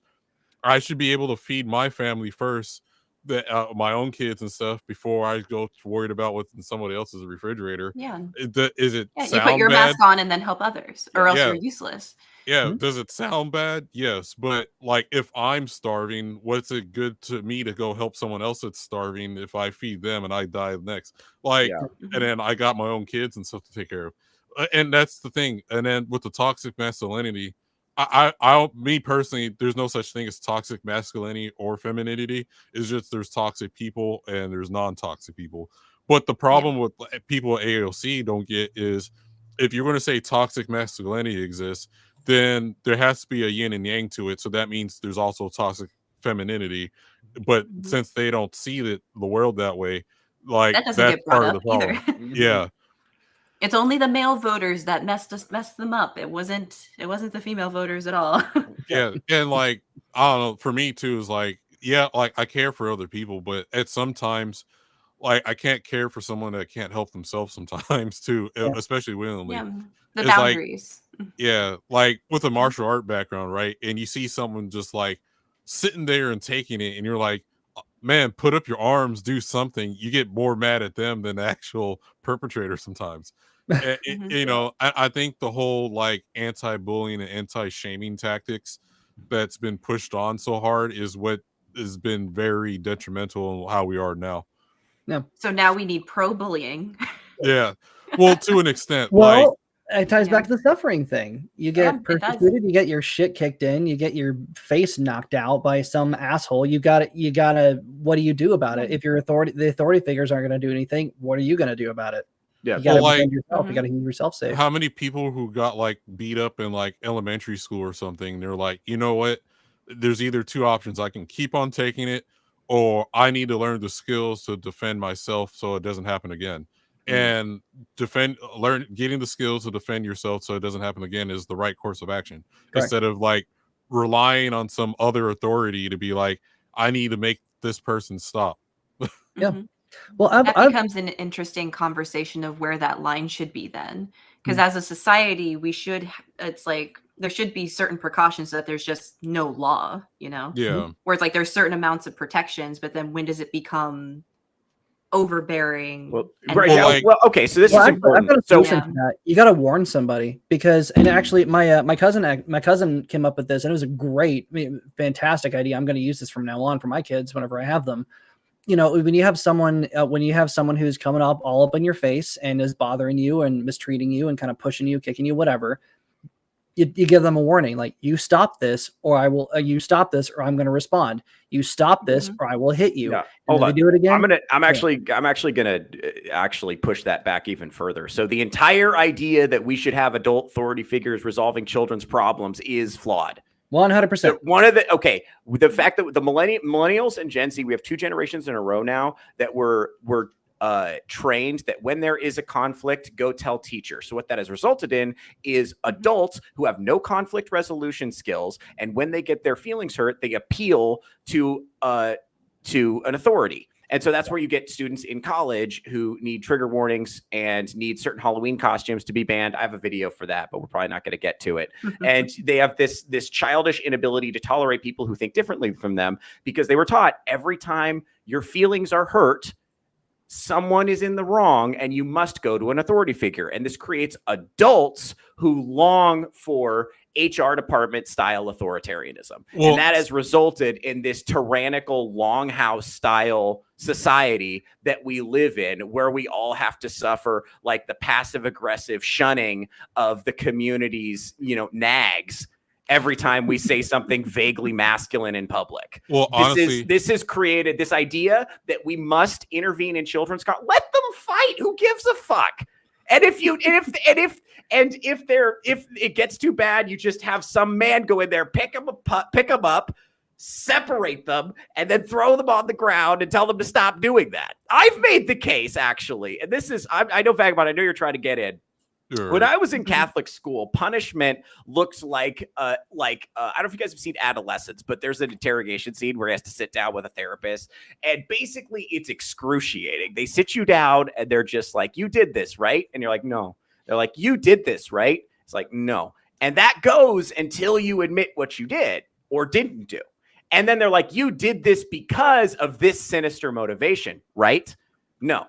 You did this because of this sinister motivation. I've been in rooms like that for hours, right? Where female administrators are trying to get me to talk about feelings I do not have, motivations I do not have, and admit to things I have not done. And that's punishment in Catholic school now, because that's what's allowed.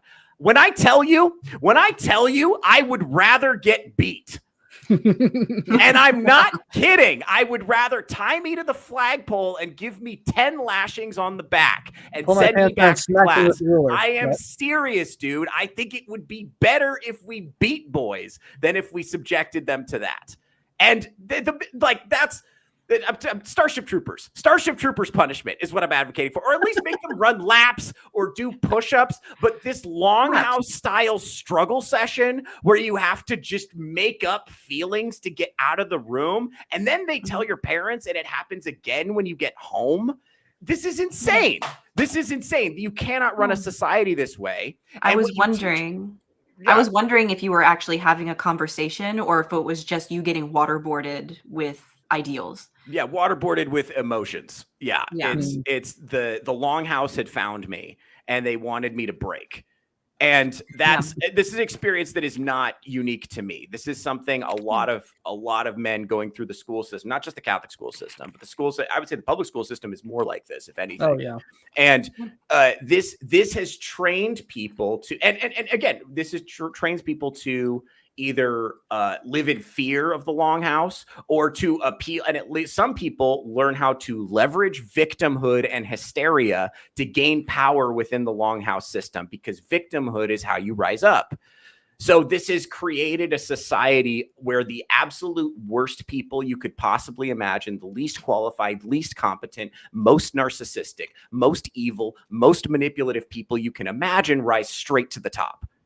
And that's because we don't beat children enough, is what I'm saying. That's what I'm building up to. We got to let them beat each other, and then when they're done, that was the butterfly effect. When we're done beating each other, we need to beat them some more, but harder, and then send them back to class. Let them resolve their own conflicts a little bit. Let them, and also the other thing that's fucking us up, just while I'm on a tear, say you're sorry. No, say it like you mean it. That's not conflict resolution. Nobody learned anything. Nobody learned. What this kid learned was the magic words he can say to not be in trouble anymore. Yeah. That's what he learned. Well, that's what conflict resolution. Yeah. Well, the thing is, teachers don't have time to do proper conflict resolution because that takes time to tear through exactly what situation led to what. Or they're not trained. Or they're not trained, or they don't give a shit. There's so many teachers where I'm just like, whoa, they should have not been in an elementary school teaching. Like, it was just awful. Bro. Teachers, now that I'm meeting teachers as an adult and I'm realizing how many of them are retarded, I'm like, oh my God. Well, whichever the ones are not raping their students, they're equally stupid. It's insane. Well, go ahead, public education's. Oh, my bad. Oh, go ahead. Oh, I was saying, so public education's turned into how many we get paid about how many seats are in attendance in the class, more than actually teaching these kids anything. Yeah. But I was gonna say, like, the more you coddle people, that allows authoritarian people to take control. That's why I don't believe in like blaming millennials and Gen Z as much, because it's the older generations that are ones that are making the laws. So like in the UK right now, it's been coddled enough to where the fear of being fat or being called or fat or being unhealthy by personal choices is now they don't even have permission to go get refills on their fucking soda. Yes. Or this is what happens. Oh my God. Like you get a Coke and then like normally the restaurant's like, all right, if you continue to eat here, I allow you to reuse my fountain. But now you can't even do that. So businesses lose out because you normally you stay in there and be like, hey, maybe I can get another thing to eat or whatever because I still got my refill or whatever. Now business that's crazy. Yeah, or because in order to protect children, because parents aren't doing their job, you gave these people the whole authority to like, hey, we need every scan of your ID so we know what websites, what you go to, what you're saying on there. We're getting people in the UK being arrested for whatever they post online. Yeah. But and the protection of children. Like social credit store. Yeah, it's worse than China right now. And so that's ridiculous. You're safer posting online in North Korea than you are in the UK right now, and that's sad. Yeah, that's a bit far, but Anyway, this is what I want to draw attention to. So this is from the AOC clip. It's these people right here that were nodding. These are the ones who are her power base, and that's who she's coddling. She is saying what they want to hear. They don't want to hear that young men hear girl boss feminism as shrill nagging. They don't want to hear that the Democrats would win more elections if these people specifically would shut the fuck up. That's the truth, but this audience does not want to hear it. And they're not going to vote for her because she's part of the Longhouse, by the way. I mean, she draws her power from being able to leverage shrill, nagging guilt shit. What does she literally do in this clip? They're insecure. They're insecure. They vote for Trump because they're insecure and they're intimidated by how much of a magical unicorn princess I am. They're scared of her unicorn princess power. That's not policy. That's not policy. You can't run a country like that. Be an adult. If you can't have an actual discussion with people you disagree with and not want them to just like starve to death, it's just like you shouldn't be in that position. It's such a crazy thing because like I remember thinking like how those girls thought when I was younger, because it was such a narrow field of vision that I had, where it's like, oh, my experience is like, oh, I can do it better. But then you get more perspectives that are important from different people, where it's like, oh, this is how my life is how my life is, my life is. And it's like, oh, we're kind of all trying to get to the same goal, but how we get there is so different. And we're fighting over that. Where it's just like, oh, we want people to be fed, but how are we going to do that? We fight. I don't want people to be fed. I'll be honest with you. Thing is, some people should starve because they're useless. I can't. That feels like it's going against some value you might uphold, maybe. Figure it out. Figure your shit out. Well, I can't. I can't really disagree with that because that's how the natural world used to be. You don't work, you don't eat. In fact, what was it? John Smith during was it Jamestown? Yeah, John Smith in Jamestown. They tried to run their whole society like a collective. And then John Smith is like, no more collective is bullshit, because that's exactly what happened. The hardest working people were the ones who were getting the least from that, because everything that they were producing was going to other people who weren't working as hard. So he instituted a very simple, you don't work, you don't eat. So all of a sudden the problems solved themselves, and they became a self-sustaining community, and the rest is history, because now we have our society now. The thing is, that's idle hands are dangerous. Right, that's reality, because if you do not exert effort, if you do not suffer a little bit of pain for a little bit of benefit later on, you do not grow as a person. You do not survive. Like, I don't work, I don't eat, and sure, but we have the social safety net of like Social Security, not Social Security, but we have the social safety net, of course, which I don't really like, because it's created a lot of people who depend on other people to keep them alive, and I think that's bullshit. Well, okay, so that was something. Yeah, go ahead. So C.S. Lewis described the perfect Christian society as one that would irritate conservatives and liberals both, because it would have strong family values and strong morals, but also accommodate the poor, and that would irritate everyone, right? But the thing is. The thing is, having a society that takes care of the poor properly is a prerequisite for that. Is the strong morals. You actually can't have one without the other. You must have a society with high standards. You must have a society where everyone does their best. The Bible says so, but the Bible does not say give all your money to the state so that they do it for you. The Bible here's the thing. Yes, so community by community. Yeah, you do it yourself. You give out. The other thing too. This is important. If the church was doing what it technically should be doing, like on a crazy level, it's just like everybody that was homeless or poor could go to the church and then get things from there. Is technically how the church wanted to do it. It's like technically, but then a lot of churches are run like businesses now. Right. So they're not actually doing the core values of like the insane amount of stuff that I think that they should do. Sure. Well, it's really difficult. You're dealing with people, and those people do need to eat. I think the problem is that. Go ahead. Oh my. Well, I think the problem is people got so used to the government doing handouts for them that when right now getting rid of food stamps the word of charity, or where it's actually like you go to your local soup kitchen or stuff that people actually donate on themselves, is like there's like no thought of that even existing anymore, even though it's there. But it's like, oh, what we're gonna do if the government doesn't take your hard-earned money and give it to me to eat? You Yeah, know? this is important. So part of this is reliance on government assistance creates learned helplessness. Yes. And that is why the people who are telling you they want to expand the government to help poor people, this is so important, are lying to you. They are just lying to you. They are trying to consolidate power to themselves. If they are your source of food, they control everything about you. You are completely dependent on them. You have zero freedom. You have zero personal autonomy. You had better keep voting for them or you won't have any food. And that's how they want it.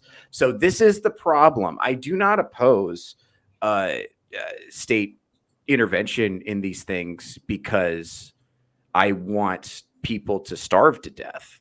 You know, I oppose it because the people who are advocating for it are lying about their motivations, and they're doing it transparently. That's the issue. And the other thing too is like I said, these things are meant to go hand in hand. A society that accommodates the poor is also supposed to be a moral society, a moral and religious society. And we do not have that. We have a period of incredible moral decay that's enabled by decadence. We are so comfortable that we do not have to make good choices and we do not have to act. It's okay that not everybody's doing their best because our society is so wealthy that we can just ride the decay for a while and still be mostly comfortable. It's so tasty to be lazy sometimes. Yes, we get all but doing that as a lifestyle. It's horrible.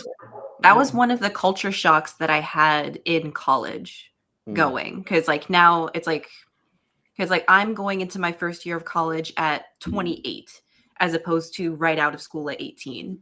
So for me, I'm just like, oh, I'm so grateful I can go to college, and it's like I'm so grateful I can do all of these things. And it's like I was able to get like a grant to like help with paying everything, and I was like, oh, I'm so happy, I'm so excited about it. But then when I'm in college, I see other people who are just like not.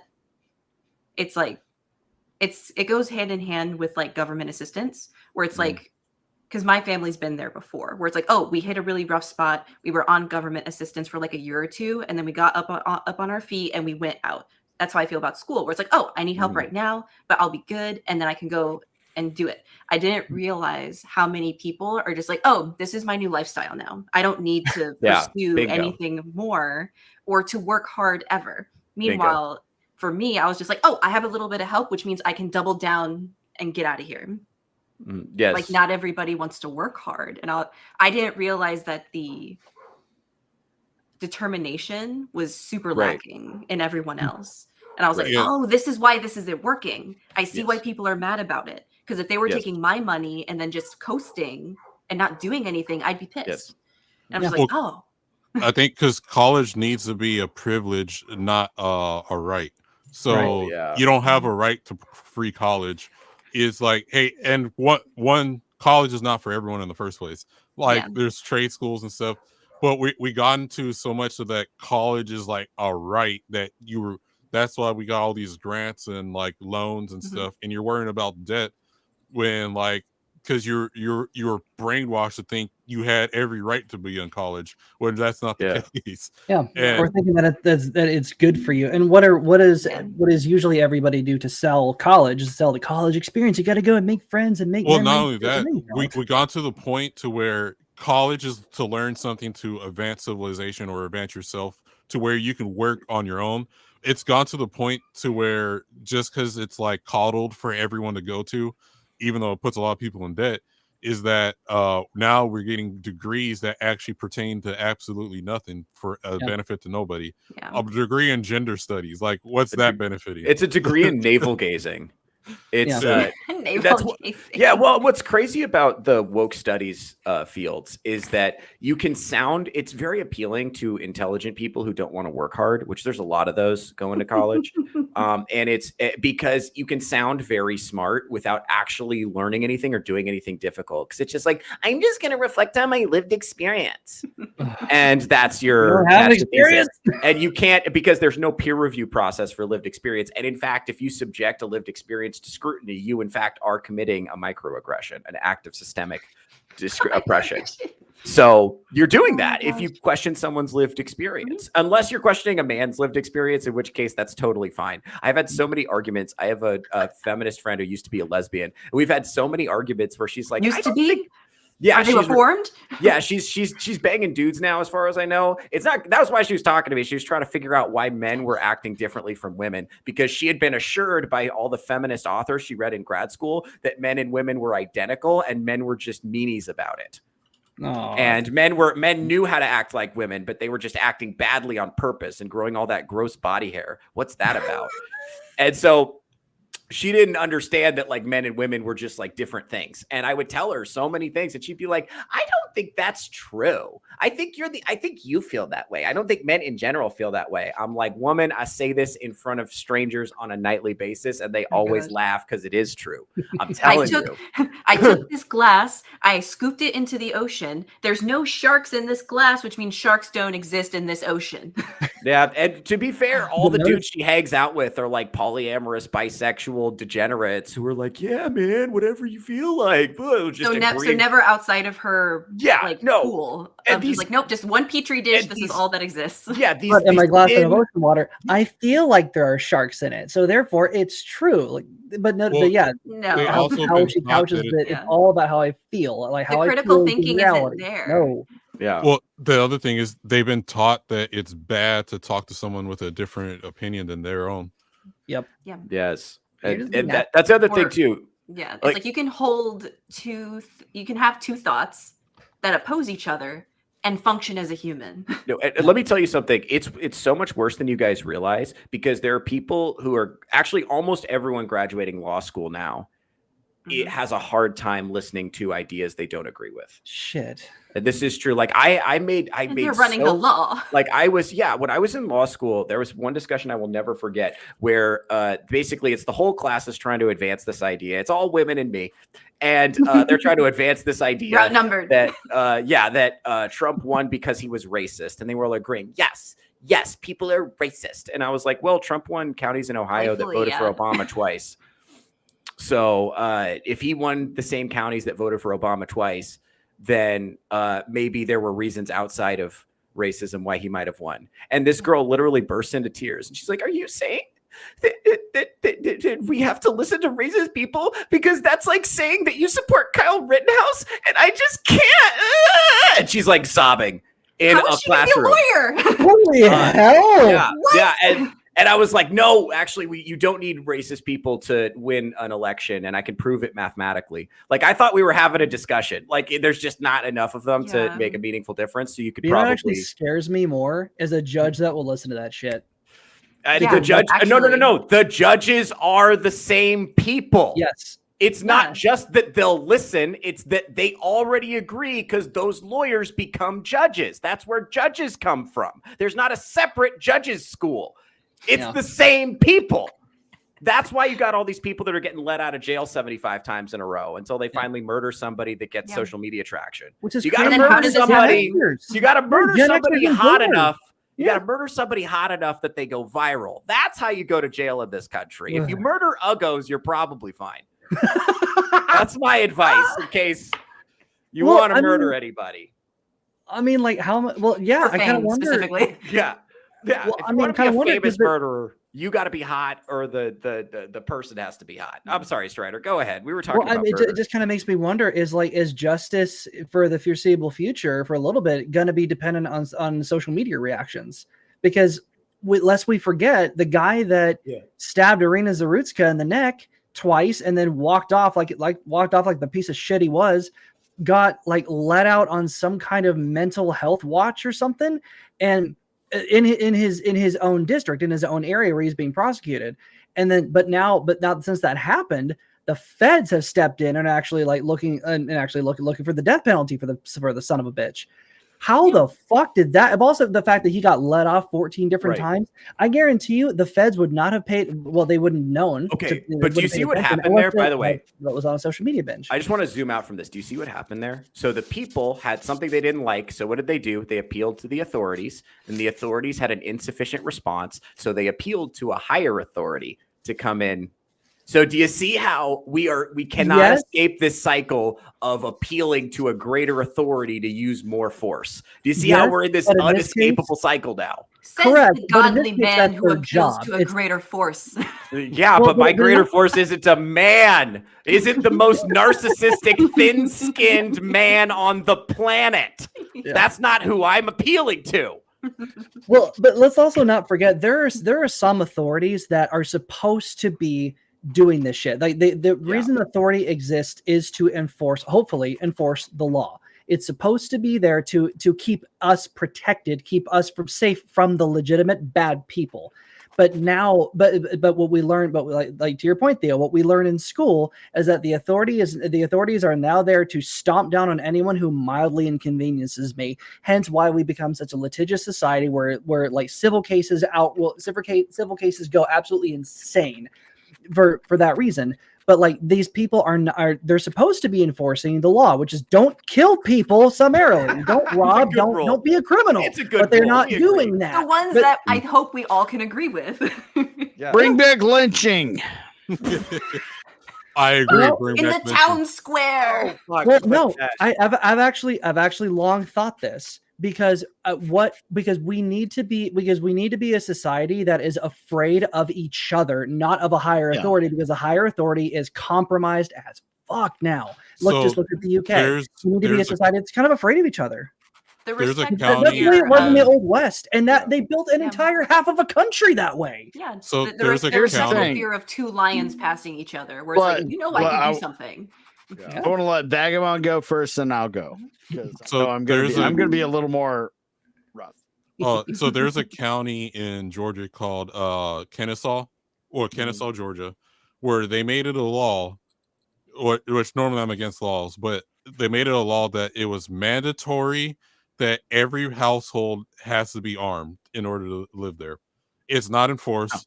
But when they made it that's law, a great law. Yeah, that all the crime rates and stuff dropped like a brick in water, and compared to other counties nearby. And again, the law is not enforced, but every household in there is a potential that if you were going to break in there, that you're going to get your ass lit up. So and not by lights. So, can you imagine just strobes? Right. Which I am making a gooner gun eventually when I get time, where I pull the trigger, and if you broke into my house, the last thing you hear is ooh woo or something. Oh, that would be the best troll ever. It's like, but don't tell Satan I said hi. So here's the thing. Okay. You think about the leftist fucking utopia, right? Mm-hmm. Which is almost like if you think about it realistically, it's like a post-apocalyptic utopia, which isn't one. It's one where everybody the law means personal rights. Okay, so you kill somebody's loved one, they're gonna string you up on a post, and that's what we're going for here. It's not a good situation. No, it's not a good situation. That's not what we want. People. But that's the thing. Now, with the way things are going, vigilante justice is inevitable. You're going to see fucking people with fucking guns and baseball bats. Eventually they're going to get sick of it. We're seeing this in Ireland right now. Oh, yeah. And we're just that close. And why they don't understand that this is, but my theory is it's not that they don't understand that this is the outcome that's going to happen. It's the outcome they want to happen. They want this massive conflict. They want the division. They want all of this. And this is all we've all been feeding into it for last couple decades. Go ahead, Vagabond. I'm mad. I'm going to drink something. All right. Well, I think part of it is I think we give them too much benefit of the doubt. I think there's a lot of AOCs that actually in the government that actually don't know what the hell they're talking about. Because again, there's no difference of thought for them to have. If, hey, someone with an opposing opinion is automatically evil and I shouldn't listen to anything they have to say. And if you have that mindset. You're thinking that she's not smart. Yes. Yeah. That is a big fucking mistake. That is a big mistake we've all been making. Is it? My God, listen to all these stupid things these stupid people are saying. What stupid people? No, they're not fucking stupid. They're saying it on purpose. Well, okay. I guess let me reword that. Like, we're relying on these guys in Congress, even on the right? Because I say there's also a woke right where it's like, there is. We need to ban everything that I happen to not like and don't agree with. And it's like, we live in the land of the freedom for a reason. So where, hey, there might be things out there that I disagree with, but it has the right to exist as long as it doesn't affect anybody else. Well, that's a whole nother topic. But the problem is Theo enjoys. Yeah. So the problem is like, hey, like these guys make laws upon what they are without understanding that like no one has to. We're not trying to live in one accord. There's some people like to smoke weed, like me or whatever. There's some people who like to watch anime or whatever. And if you don't want to watch it or don't want to partake, that's all right. But you don't. There's as long as it doesn't affect you, and I'm not in your house smoking weed and watching anime. Then it should have the right to exist. You could, in fact, you can come to my house and smoke weed and watch anime, whatever. That's not the problem. The problem is we're talking about Republicans and Democrats that allow things that are horrible to happen intentionally to gain power. Well, if you... We'll just make sure that doesn't happen. If you just make sure that this Patriot Act or this or that is what they're doing. Like those social people in credit Congress score. exist too. Well, do you think a lot of that what might happen as well because they're just conforming to what they think will keep them in office? Oh, absolutely. It's all about power. Like that's why I get so upset when people say, and I'm not, like, I will say anything in order to stay. Yeah, I'm not dogging on you, Vagabond. I'm just saying when people generally say that she is so fucking stupid. Yes, but she's not. Well, okay. I everything she's doing is purposeful. I agree with you, Iron. I think it's also the power that they want is whatever I agree with, I have to impose it on the other side, and that's the power they want to attain. And same thing for as opposed, even the woke right, they're so unreasonable in their thinking that like they're not allowed to have people that have a different opinion of them or whatever. That it shouldn't exist. Yeah, there's two extremes on both sides. Well, yeah, I'm just saying, but the outcome that they want is the same. It is globalistic control. We're talking about social credit scores. We're talking about fucking putting everyone in a bubble for their own good. For more on this, tune in to whether they Ironcast. like it or not. For more on this, tune in to Ironcast. Coming soon. It's going to be fun. If you want more on this, I have to wrap up the show. But this is for more on this. If you want to see me and Iron talk about the bubble more, come tune into that show. It's going to be a lot of fun. All right. We're so mad now, and we're ending the show. We hit the 2-hour mark. I promised we were going to cut it at 2 hours. It's been good. I'm going to stop in with the chat one more time. Vagabond scratching lottery tickets over there. It's a 3D print. My bad. Ronald, Gen X brainwashing kids into thinking plumber thinking being a plumber instead of a contemporary anthropologist is horrible. Right. Society needs plumbers. Mandatory. Linking to the previous subject, women involved in politics are putting society through a giant shit test that they don't even know it. That is deep lore. Very accurate. 10% no, and the rest are useful idiots. I think that actually might be exactly right. Also, Joseph A is here. What's up, buddy? All right, folks. Well, this has been fun. This has been Touch Grass with Theo Snodgrass. Let's go ahead and do our outros. I'm going to go ahead. Let's Kat, let's start with you. I'm going to post your link in the chat here. Oh, thank you. Yeah. So where can people find you? What kind of things do you do? Remind us one more time. And if they want to find you, where should they go? Yes. So I'm Cat Mouse Art on everything, and you can go to catmouseart.com, and that has links to everything.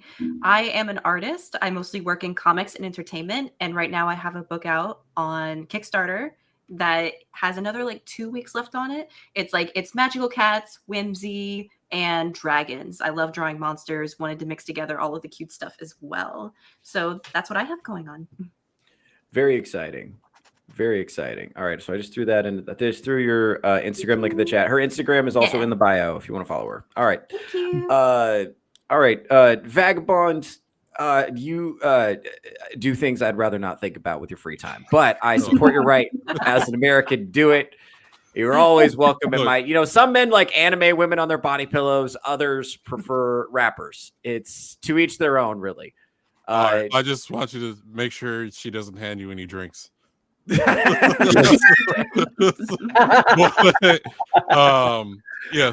I'm the Runaway Vagabond. I host this I Swear It's Not Hentai podcast. Whether you're a gooner, non-gooner, we watch anime, hate it or love it. It's a real crazy show. We're doing our wrap up of anime horror month tomorrow, but later tonight I will be on Iron Oxides, the weekly Rogues Gallery, and then after that I'll be on Anime for the Homies on For the Homies podcast. And then a cycle repeats next week. Very cool. Very cool. All right, Strider, you are here. You recently returned from Vegas to your normal life, and I'm assuming that you were so inspired by hanging out in the desert with me that you've got a lot of stuff going on right now. So tell us what you've got going on. I'm very excited to hear about it. Yeah, you can find me here on Touch Grass, and also find me on Iron Oxides Rogues Gallery. And that's kind of it. I used to do stuff, just taking a break, and never really got back to content creation because I don't know. I just like being on stuff and talking about it with other people instead of just doing videos by myself. But it's been a lot more fun. But I'm glad to be back. Thanks for having me, and good to see both of y'all last weekend. That was a lot of fun. Yeah, that was a lot of fun. All right, Iron Oxide, you've got a show coming up later today. So what kind of stuff would you like to do and promote? Well, I guess I got Rogues Gallery coming back finally after about 3 weeks. That show will be here at 4:30. You broke up for p.m. PST.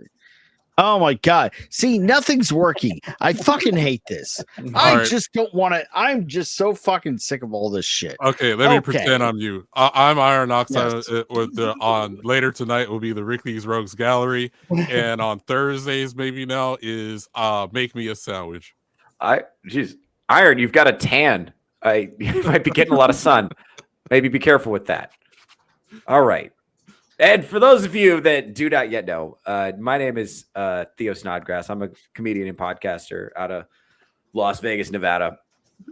I do this show on Saturdays at 11. I'm also doing my weekday show, Theocracy. It's another show that I do on weekdays. We're still trying to figure out my weekday schedule for that, but I usually go live at like 10:30 or 11, and I'll go live for a couple hours and just talk about whatever's on my mind. And that's just me. There's no panel. It's just my unfiltered thoughts. Usually I'm getting into a fight with the chat. That's usually what happens. Usually sometimes they like me, sometimes they don't, but we have a good relationship. So if you want to join a community where there's a lot of good back and forth, that's a good one. I always say this. I have the best audience on the internet. I love my chat. You guys are great. So Also, if you want to come see me do live comedy for the next few months, I'm going to be staying in Vegas. So I got stuff going around. I think I have to pull up my schedule. I know I'm at Buck's Tavern on the 5th of November, but I've got stuff coming up before then. I'll just kind of announce it. If you want to be able to keep track of me, follow me on YouTube, follow me on X. Make sure to follow Kat on Instagram, follow any of these people you're not already following. And now, as I end the show, please enjoy the intro for my next show, for my weekday show. As I have 10 fucking viewers, I'm ending the show and we just went up. God, I'm so happy to see you guys as the show. Where were you? Where were you? You know what? Don't leave. But like, dude, I promised I'd cap the show at 2 hours. We're already going over. Watch the replay. Do I need to change the time of the show? You know what? This is a back. Oh my God. You're going to talk about the time of the show. How long have we been talking? Like, that's a rough time. Like, it's going to be great. It's 11 o'clock. All right. This feels like a backroom conversation. Please enjoy the intro to my other show as the outro to this show. Thank you very much.